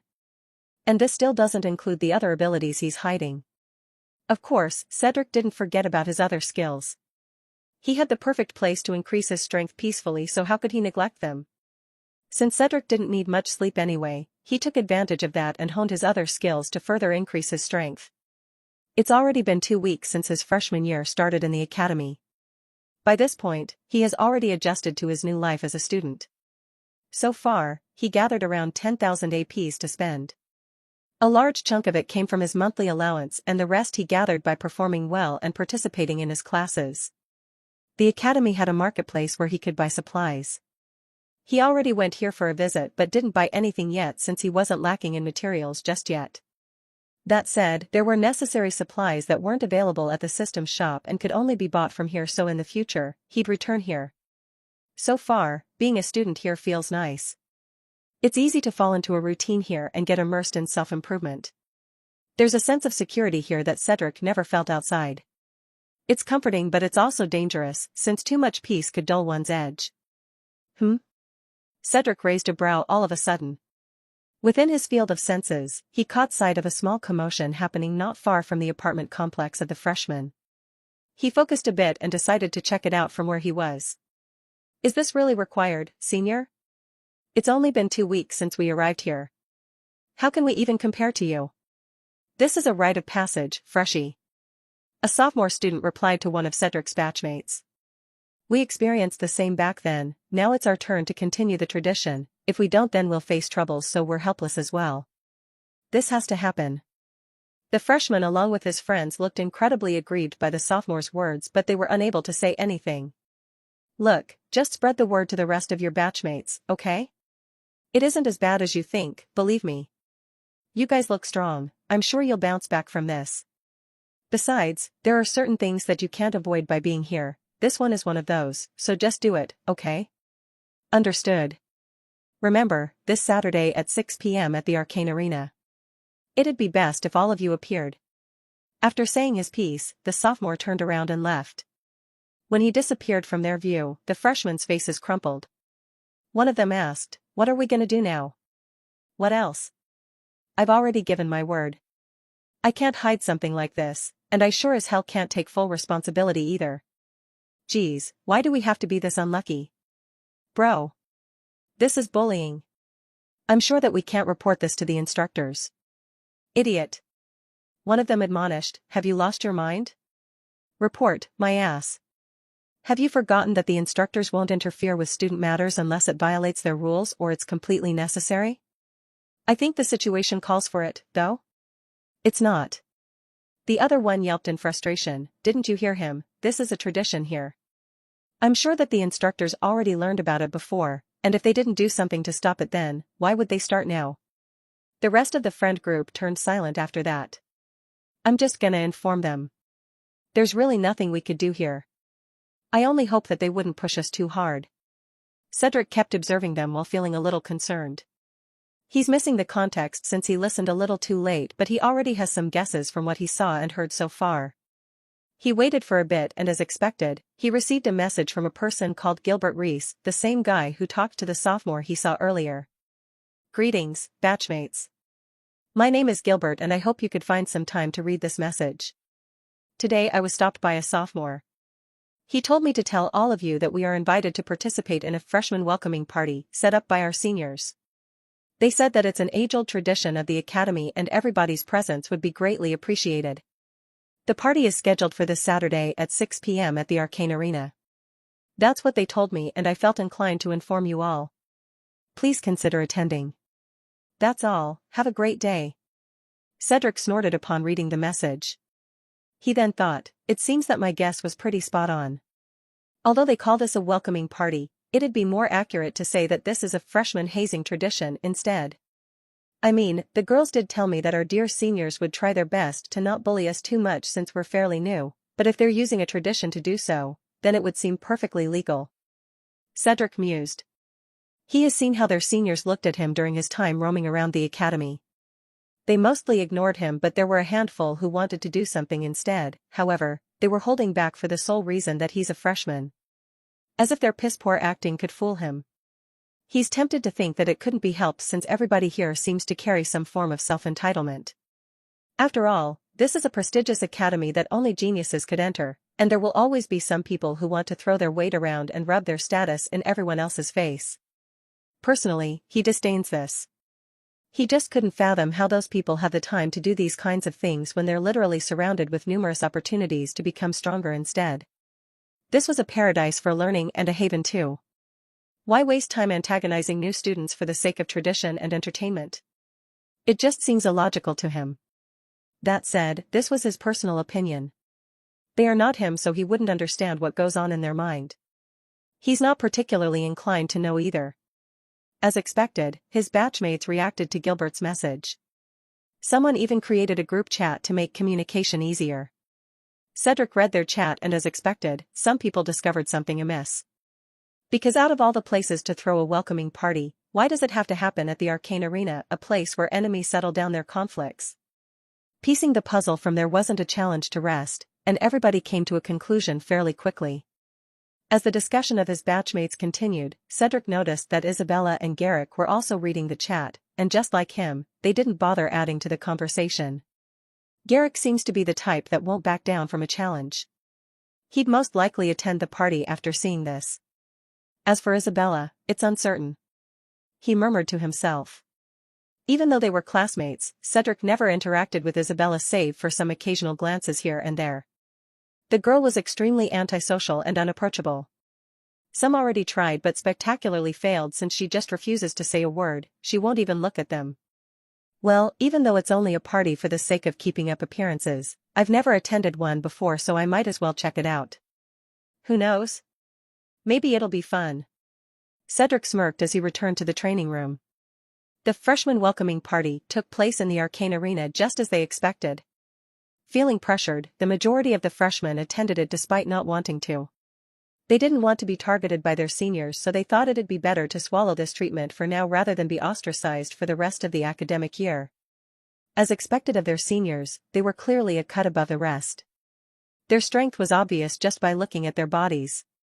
The majority of those who attended were sophomores but there were also some seniors here and there. The poor freshmen though, they looked like lost chicks who accidentally wandered off deep into a jungle. They huddled together as if their backs were against the wall. Come on, guys. Loosen up, will you? We're not going to bite you, unless you're into that. One of the female sophomores winked at the boys, clearly teasing them. And by their reactions, that seems to have worked, but only to a handful of boys from the freshman side. Relax, noobs. A gruff-looking senior grinned at them, this party is for you, so just enjoy it. Enjoy, my foot. Majority of the freshmen exclaimed inwardly in response to his words. Sadly, none of them were brave enough to refute him directly since they were afraid of escalating their situation. Yeah, look at that kid over there. Be like him. One of the sophomores commented, causing the crowd's attention to shift. They turned to Garrick who's currently wolfing down meals like he hasn't eaten for weeks. He cared not about the attention of his peers nor what they think of his rather unsavory behavior, his focus was solely on the food and drinks in front of him. Not far from him, there's also the ever-so-unapproachable Isabella. Her glacial beauty definitely attracted some of the senior students, but due to her snobbish behavior, they don't know how to properly approach her without risking their balls. You guys, I think I have an idea to make this party more lively. One of the senior students exclaimed as if he just thought of a fantastic idea. Oh dear, here it comes. Some of the freshmen muttered to themselves. How about we do some exercise, eh? Nothing too serious, just a little spar. Us older students versus the freshmen. Don't worry, we will lower our strengths to your level to make it fair. Some of the older students showed a pensive expression like they were considering the guy's proposal, which was clearly fake since this was their aim in the first place. As for the freshmen, they felt their stomachs sinking. Of course, there were others who barely felt anything since they were already expecting this. Come on. It's gonna be fun, I promise. I am a firm believer that letting out some aggression is the best way for us to forge stronger bonds. Besides, this is a great learning experience for you freshmen. You would rarely see so many of us in one place, so it's your best chance to ask us for some tips. The new students remained silent even after his convincing speech. How about it? Come on. Don't be a Scrooge, you guys, let's have some fun. Don't tell me you're scared of us. It was an obvious attempt at provocation. The freshmen knew this, yet some couldn't help but feel irked at the guy's expression. They knew they shouldn't fall for such an obvious trap, but there seemed to be some mysterious force urging them to do so. Can you elaborate more on the rules of the sparring? One of the freshmen, someone not from the top 10 even, bravely stepped forward, unable to ignore the provocation. The instigator smiled brightly upon seeing the freshman took the bait, so he hurriedly explained. Like I said earlier, it's just a sparring. We will seal our strength to match yours and we'll fight. No killing or maiming. We, older students, will cover the cost of injuries incurred by both sides. To make it even more favorable to you, we'll only send 10 from our side to face your entire batch. You may choose who you want to fight from our side too. As a bonus, if you manage to defeat someone from our side, we'll reward the winner with APs. You should already know how valuable those are by now, right? And what if we lose? The same guy asked. Then, nothing. The instigator shrugged. Frankly, you all have nothing of value to us. As we said earlier, this party is for you people. If we become closer after this, then that's more than enough for us. Really, this guy was extremely convincing. He knows what words to say to rile up the crowd. Some of the freshmen are actually second-guessing their nature because of this. Of course, there will always be those who won't believe that their intentions are clear that easily. However, it's already enough for a handful of freshmen to do so. So? How about it? Are you game? I'm game. The brave freshman nodded, speaking for himself only. However, since someone already dared to take a step forward and accept the challenge, the rest followed, either because of peer pressure or just plain desire to see just how big the gap was between them and the older students. Seeing this, the instigator smiled even wider. He sneakily glanced at his side where another older student was sitting and he saw that his friend clearly approved of his methods. Alright, since you all are in. Let's begin. Those who are willing to advise our freshmen, please step forward. He said towards his fellow older students. There were exactly 10 people who stood up and walked towards the arena. If it weren't for the freshmen's heightened emotions, they would have noticed that this was a blatant clue that this was staged. Again, there were exactly 10 people who came forward from the opposite side. It couldn't be more obvious than that. The arcane arena was large and advanced enough to allow multiple battles to occur at once. Once the older students stepped up the stage, the instigator turned to the freshmen and asked. This is a great chance for you guys, so who's going first? Step forward and declare who you want to challenge. The brave student stepped forward under everyone's expectations and said, I want to go first, and I want to challenge the senior over here. He pointed at the 5th person on the stage who met him with a firm gaze. Inwardly, the instigator laughed at the freshman's choice, but he didn't dare to show it. Instead, he nodded and gestured for him to come up the stage so that the battle could commence. Are both parties ready? He asked both of them, and after receiving a positive reply, he exclaimed, well then, begin. The brave freshman wasted no time. With a sword in hand gleaming with a steel-like sheen, he rushed forward to engage with the enemy. He closed the distance pretty quickly but was met with a steady opposition. To the freshman's shock, his foe received his full-powered charge without any strain at all. Good strength. Not enough though. Again. His foe commented and pushed him back, causing the brave freshman to skid a few meters back. Gritting his teeth, the brave freshman poured more energy into his sword and executed the sword technique that made him famous in his home city. Empyrean Flash. He exclaimed before releasing a blinding brilliance that illuminated the arena. With a surprising burst of speed, he disappeared from their view, turning into a streak of light that carried incredible momentum as well. Unfortunately, much to the freshman's dismay, this attack failed to do anything against his foe, who calmly raised his sword and parried the attack like it was some random wind. Q. The brave freshman flew back, clashing with the protective barrier of the arena with blood seeping from his mouth. That sword technique is leagues above your skill level. With your meager understanding of the sword, using it against an experienced foe is suicidal. His foe calmly chided him, greatly injuring not only his body but also his pride. The brave freshman coughed out blood, but he wasn't severely injured. He had experienced something worse, so he would survive this.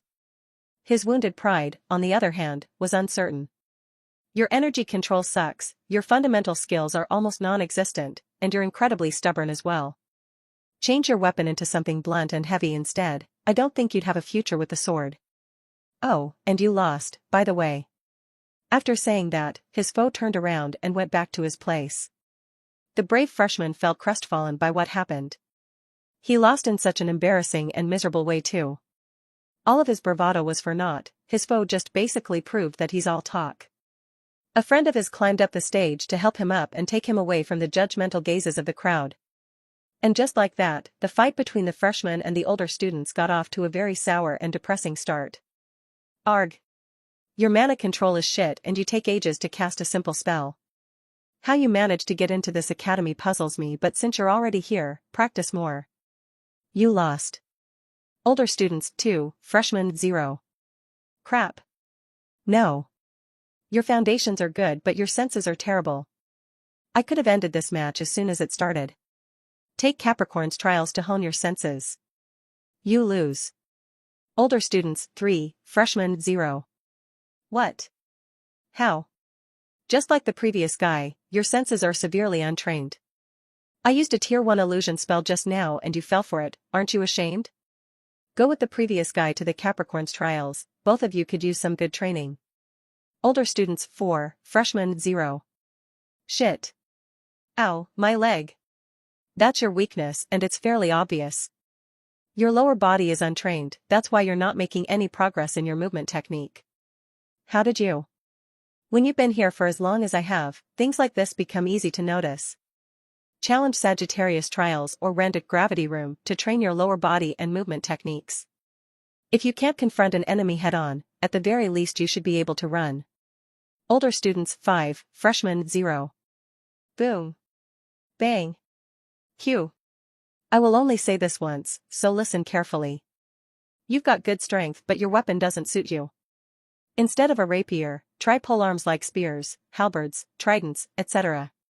Those would amplify your strength even further than this. It's not too late to make a switch, plus you're in the best environment to do so. Older students 6, freshmen 0. What? No. I was so close. Close to what? Beating me? If so then no you're not. I only used 40% of the strength I'm allowed to use in this spar, so no, you're not even close. Honestly, your foundations are good enough. But that's exactly why I defeated you. Good enough won't cut it here. You're supposed to belong to the genius group. The cream of the crop. Being ordinary won't get you far here, so find ways to elevate your strength some more. Older students 7, freshmen 0. Older students 10, freshmen 0. The freshman welcoming party went on along with the sparring. So far, the freshmen are now experiencing the gap between them and the older students. They're learning what it truly means to be a student of the academy. They haven't even won once yet. It felt vexing and stifling for the freshmen, but they couldn't do anything about it. That said, say what you will about the older students, but at the very least, they followed their word. They said that they would impart their knowledge to the freshmen, and even though the process felt humiliating for the new students, their criticisms were sound and valid. The freshmen who received their advice started considering their words properly. Sure, it's valid for them to doubt their words, but they can't deny that what they said made sense, and maybe they could consider it after hearing the opinion of someone more professional. Still, this was a secondary benefit to them.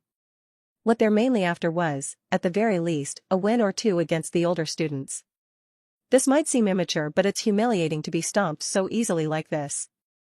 The new students know that their seniors are strong, but was it too much to wish for a win at least? It also didn't help that they could feel the sheer disappointment and boredom of their seniors.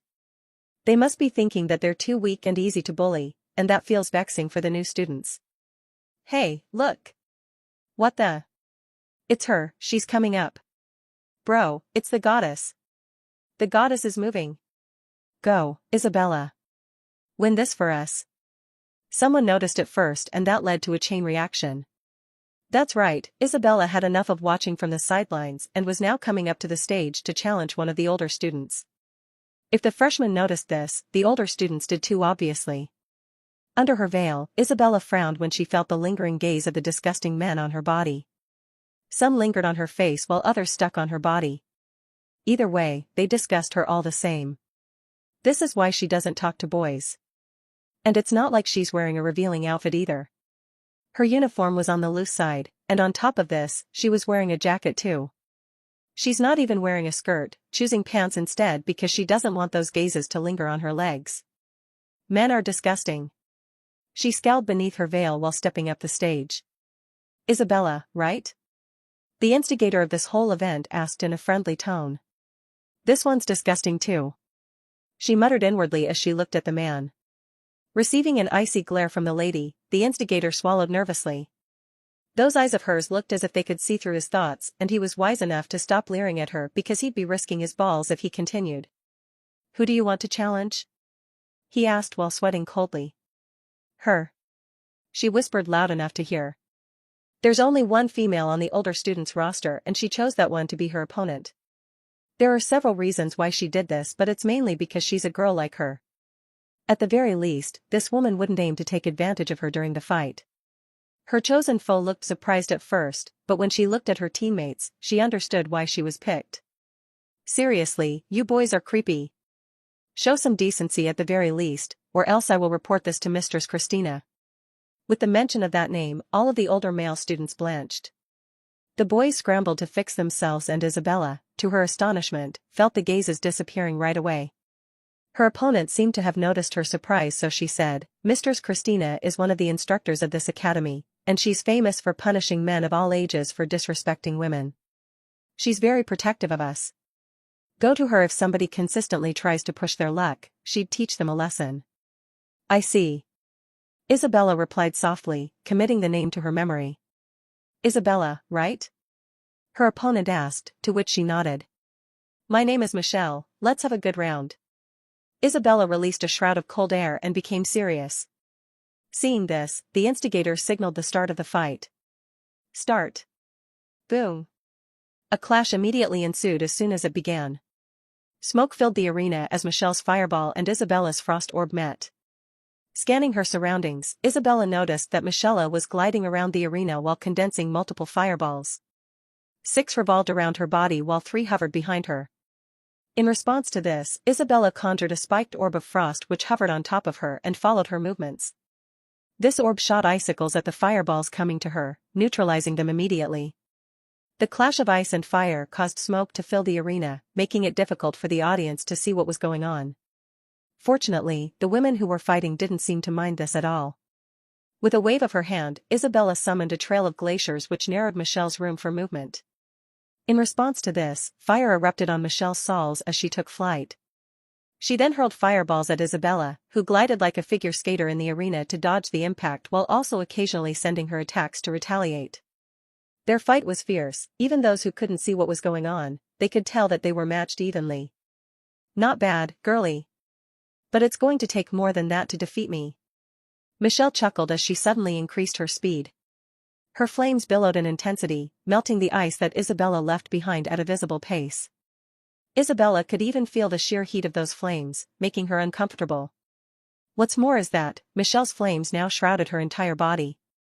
Any attacks Isabella sent her way would evaporate before making contact with her skin. The only way she could respond to this is by using more mana to conjure harder and colder ice. But that drained her faster.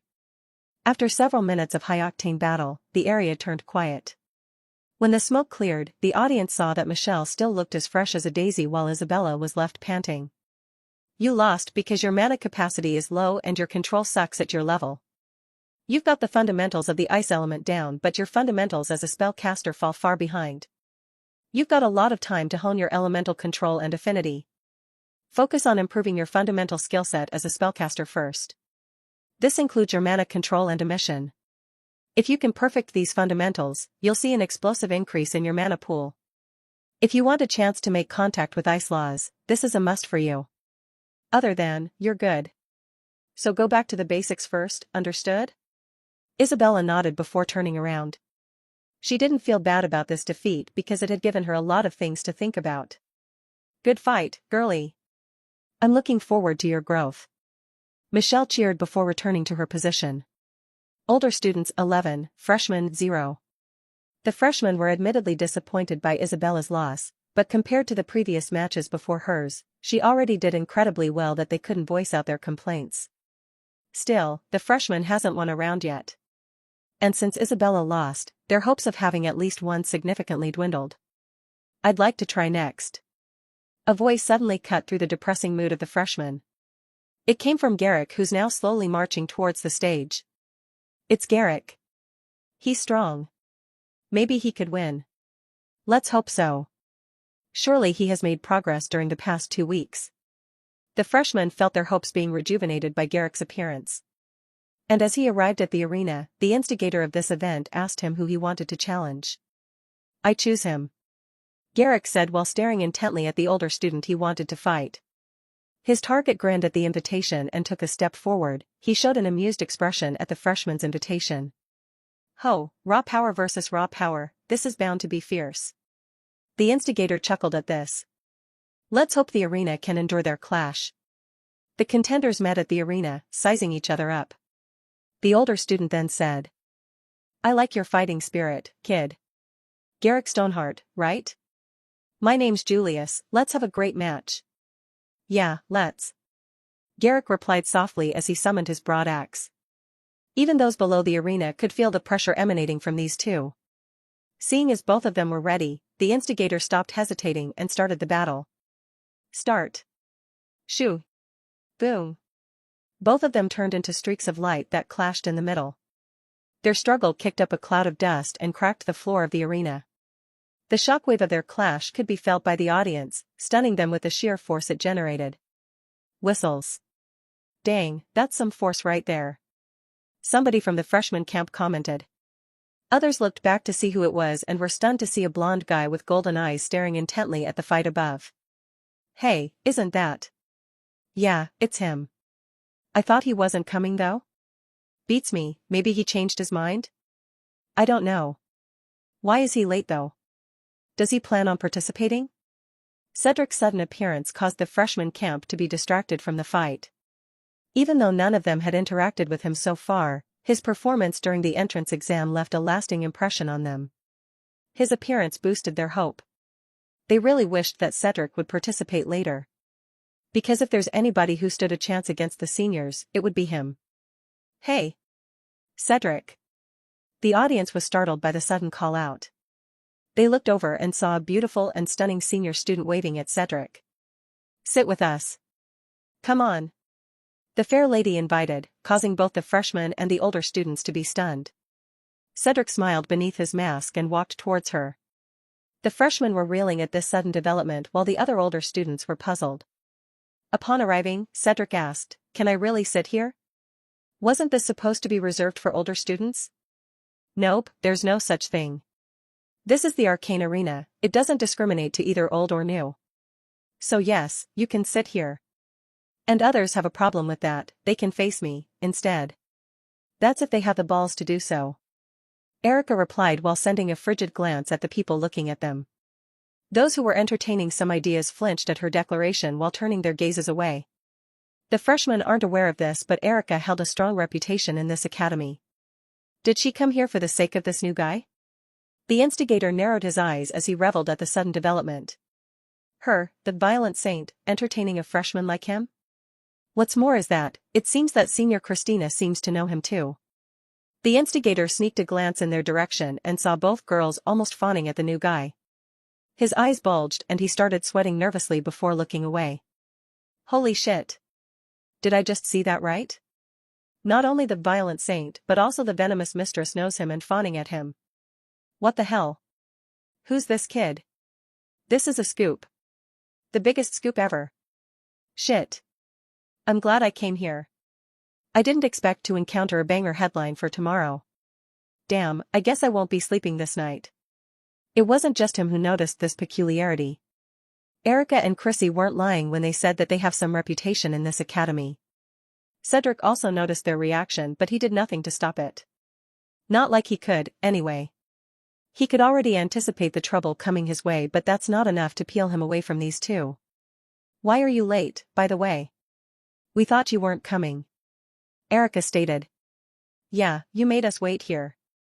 We thought about leaving since it had gotten boring. Fortunately, you came.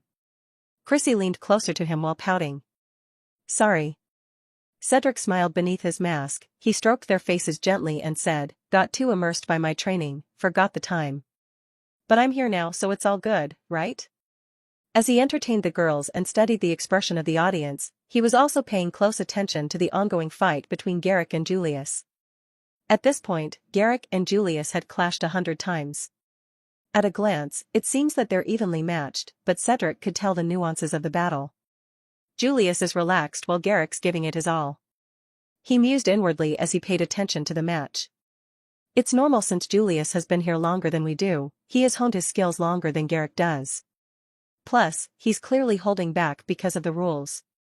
I reckon that Julius is at tier 5 or tier 6, if he had gone all out, this match would be over before it even properly begins.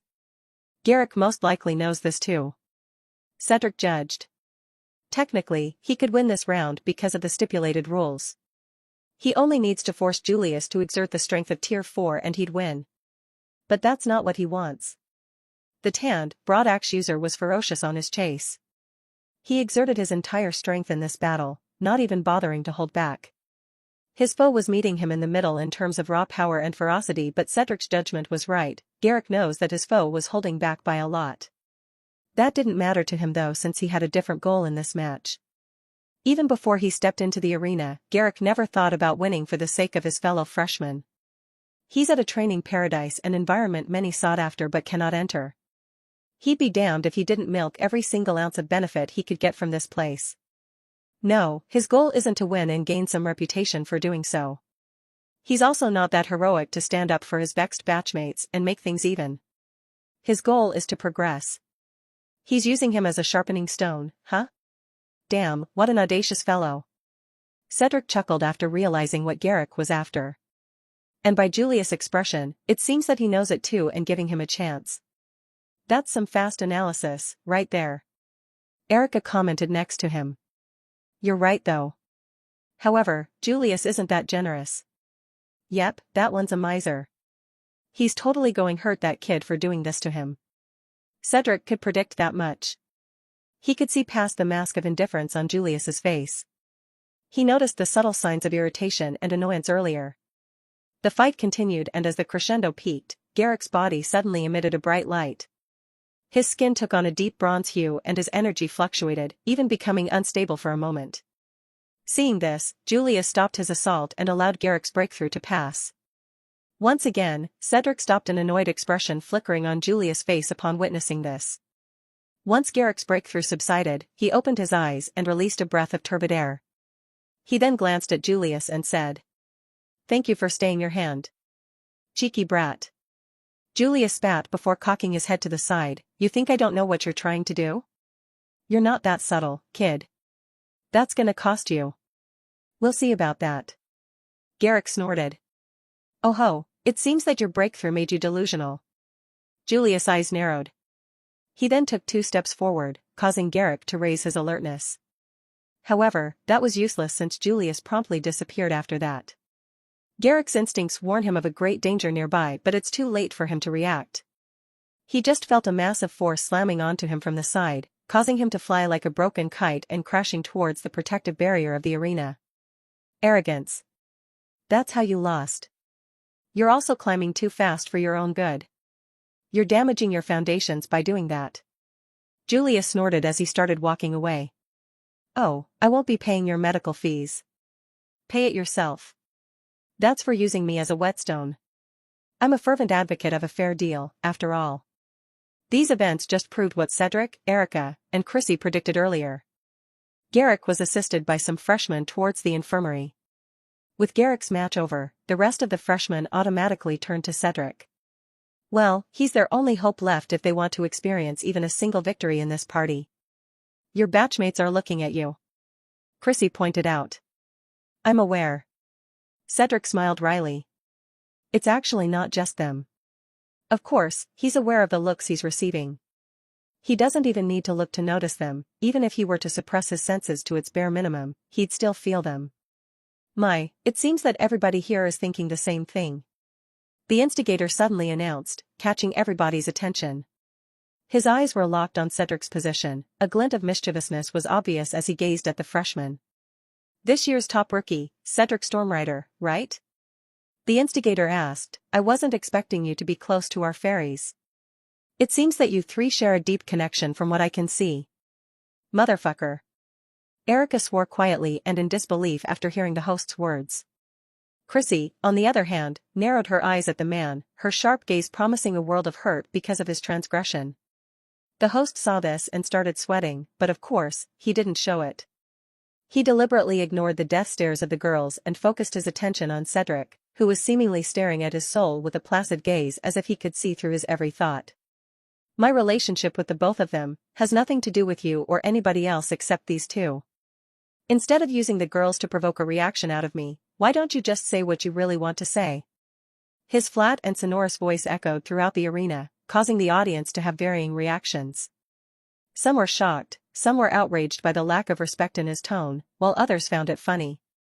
Either way, the host was seemingly thrown out of the loop by his words, obvious by the way he flapped his gums without words coming out. Gathering his composure after the surprising diss he received, the instigator cleared his throat and said, Very well, I'm merely curious if you plan on participating in a match against us seniors. Can I fight you then? Cedric asked, causing the host to be dumbfounded and for the girls beside him to giggle. I am not included in the roster. That's a shame, but why say US when you're not included? Cedric rhetorically asked, much to the embarrassment of the host. Whatever. Just one match, right? Yes. One match.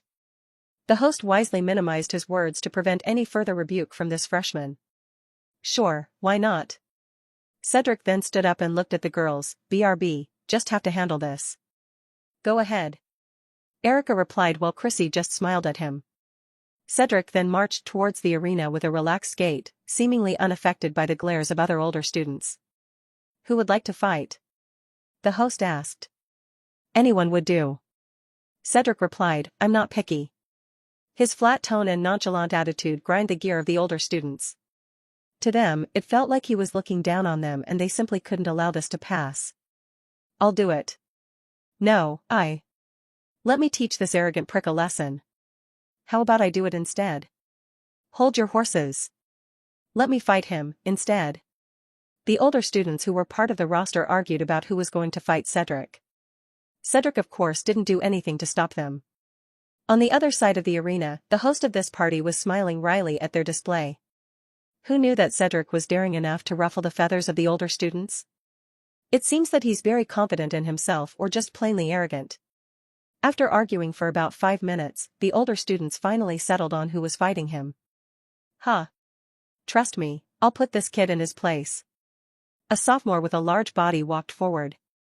Veins bulged out of his forehead as he glared at Cedric while releasing a ferocious fighting spirit. You're done for, kid. I'll give you a beating that you'd feel for days. Every time you feel pain, you will remember my name, Alastair. You sound like some 2-bit villain from a really bad movie.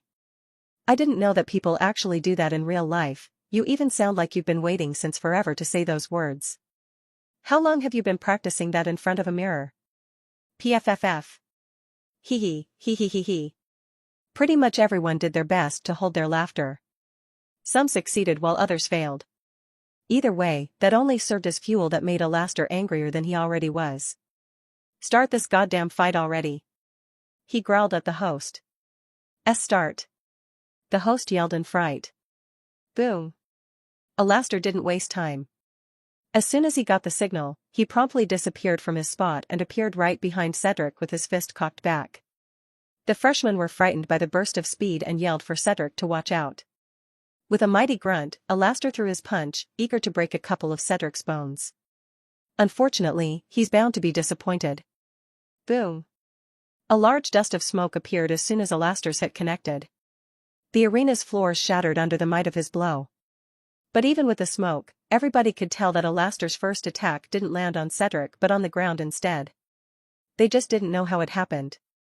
An unnamed senior student who was closely watching the match and was rather proud of his sharp senses, saw how it happened clearly, though. Just before the hit connected, the freshman reacted swiftly. He pushed Alastor's arm with minimal effort, causing his attack to change directions. He didn't even bother looking at it. He softly muttered. "He's right. That's exactly what Cedric did." And to add more insult to the injury, he even went back to the same spot he was standing before with his back against Alastor. The sophomore on the other hand was confused. He didn't know what happened just now, but he knew that Cedric did something. It doesn't matter. A fight doesn't end with just a single exchange. He exclaimed inwardly as he kicked up his speed to deliver another solid punch to Cedric. This time, however, he saw what happened clearly. In fact, he even felt it better. Just as his punch was about to make contact with Cedric, the freshman responded by slapping, yes slapping, his punch to the side, causing his fist to land on the ground all while gazing flatly at his eyes. Even with his face mask on, Alastor could tell the boredom in his expression, and that made him even angrier. This results in Alastor putting more effort into punching Cedric. But even with that, Cedric just reacted all the same, by slapping his attacks away like they're some nuisance. At this point, everybody could see the fight unfolding, if they could even call this a fight.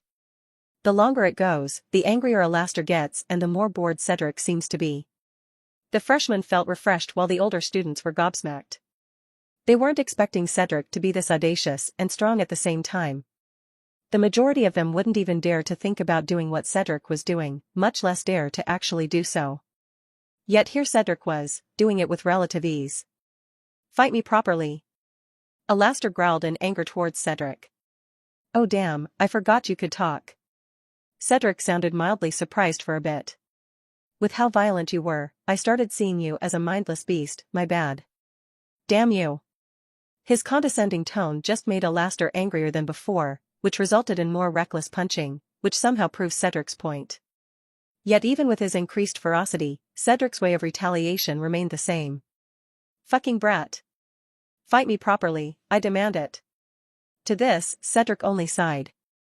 Seemingly peeved, on the next exchange, instead of slapping the attack away, he fluidly twisted his body and planted his foot firmly into Alastor's guts, sending him flying and crashing toward the barrier of the arena much to everybody's surprise. "I'm tired of this, hey you." Cedric turned to the host, who was momentarily frightened by the sudden call-out. "Why haven't you ended the match already? Didn't you see this guy breaking the rules?" "Huh." Alastor suddenly bounced back at the sudden accusation. "What does that mean? You said that you'd be limiting your strength to tier 3 against us, right?" Cedric refuted. "Ask yourself then. Were your previous dozens of punches at the realm of someone who's supposed to be tier 3? His words caused the entire venue to become silent. Even Alastor himself blanched when he realized this. "You were damn near using your entire strength in your desperation to land a single solid hit on my body. Hell, I wouldn't be surprised if you told me that you're actually trying to kill me.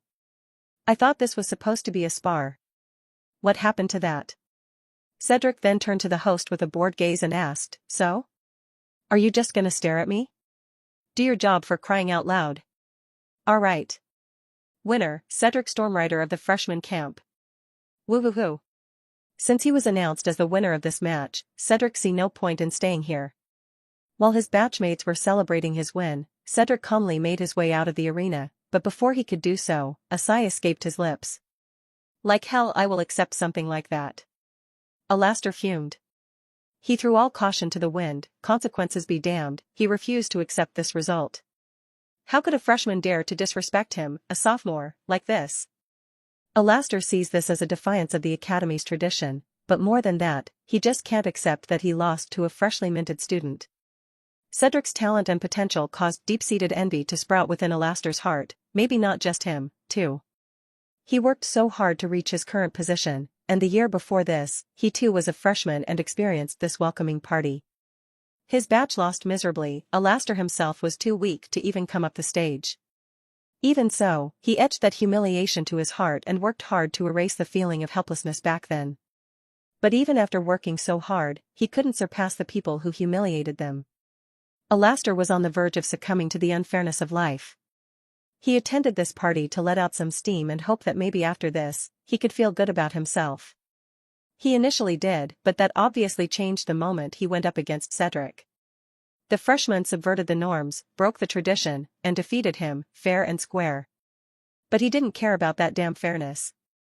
At the very end, this has turned into a personal matter. What Cedric did to him, wasn't that the very same thing he's been trying to do ever since they were humiliated by the older students? Why? Why him?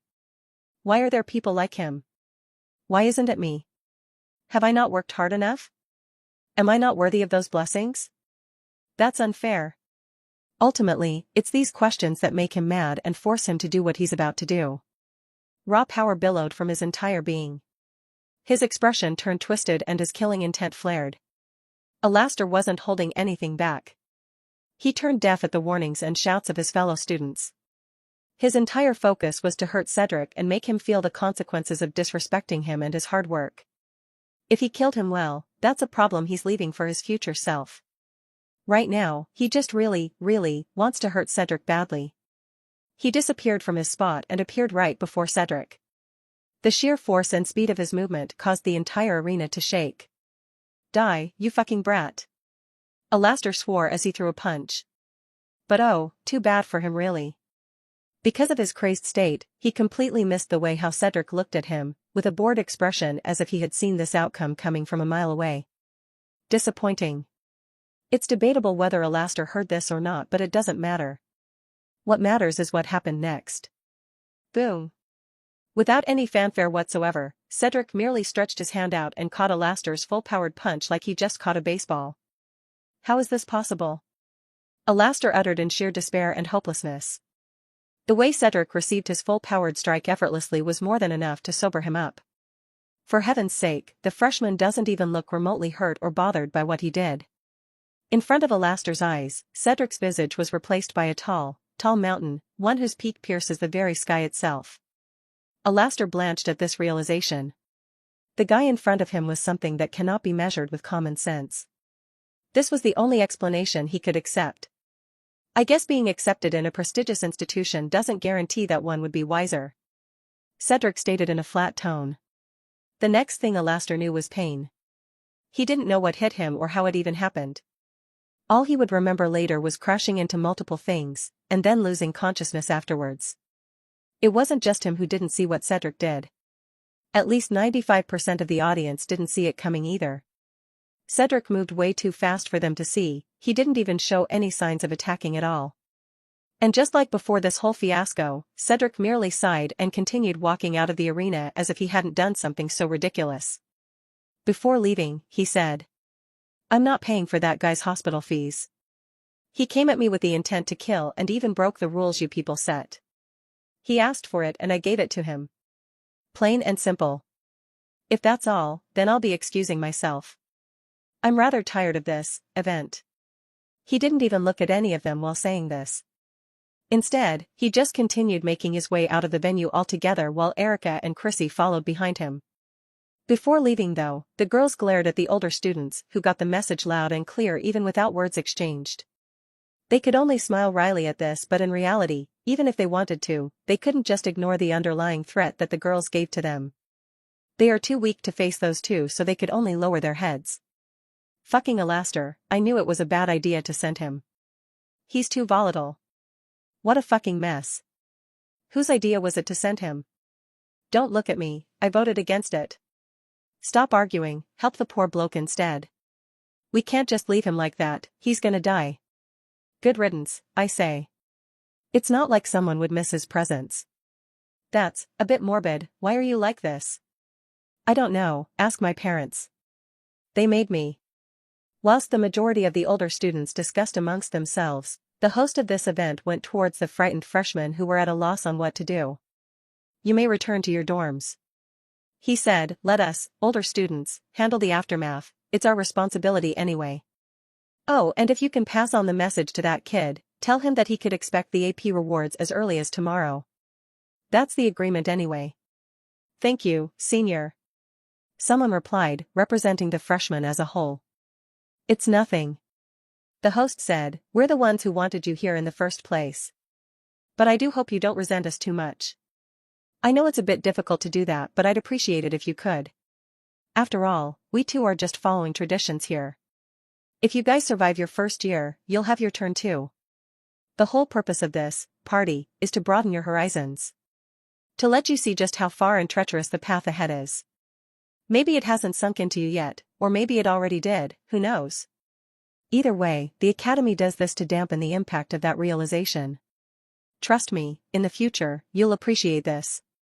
Work hard and use every means necessary to increase your strength. Your first year here is the most precious since you're still adjusting, but once you are promoted to a sophomore, you'll see just how challenging this place could be. If you don't want to be left behind, you have to fight. Cling to every advantage you can get and accumulate for your future. If want to last in this place, that's the best advice I could give you. Alright, back to your dorms now. Go. Party's over. The host smiled kindly at them before turning around. The freshmen bowed in the direction of the older students and made their way back to their dorms.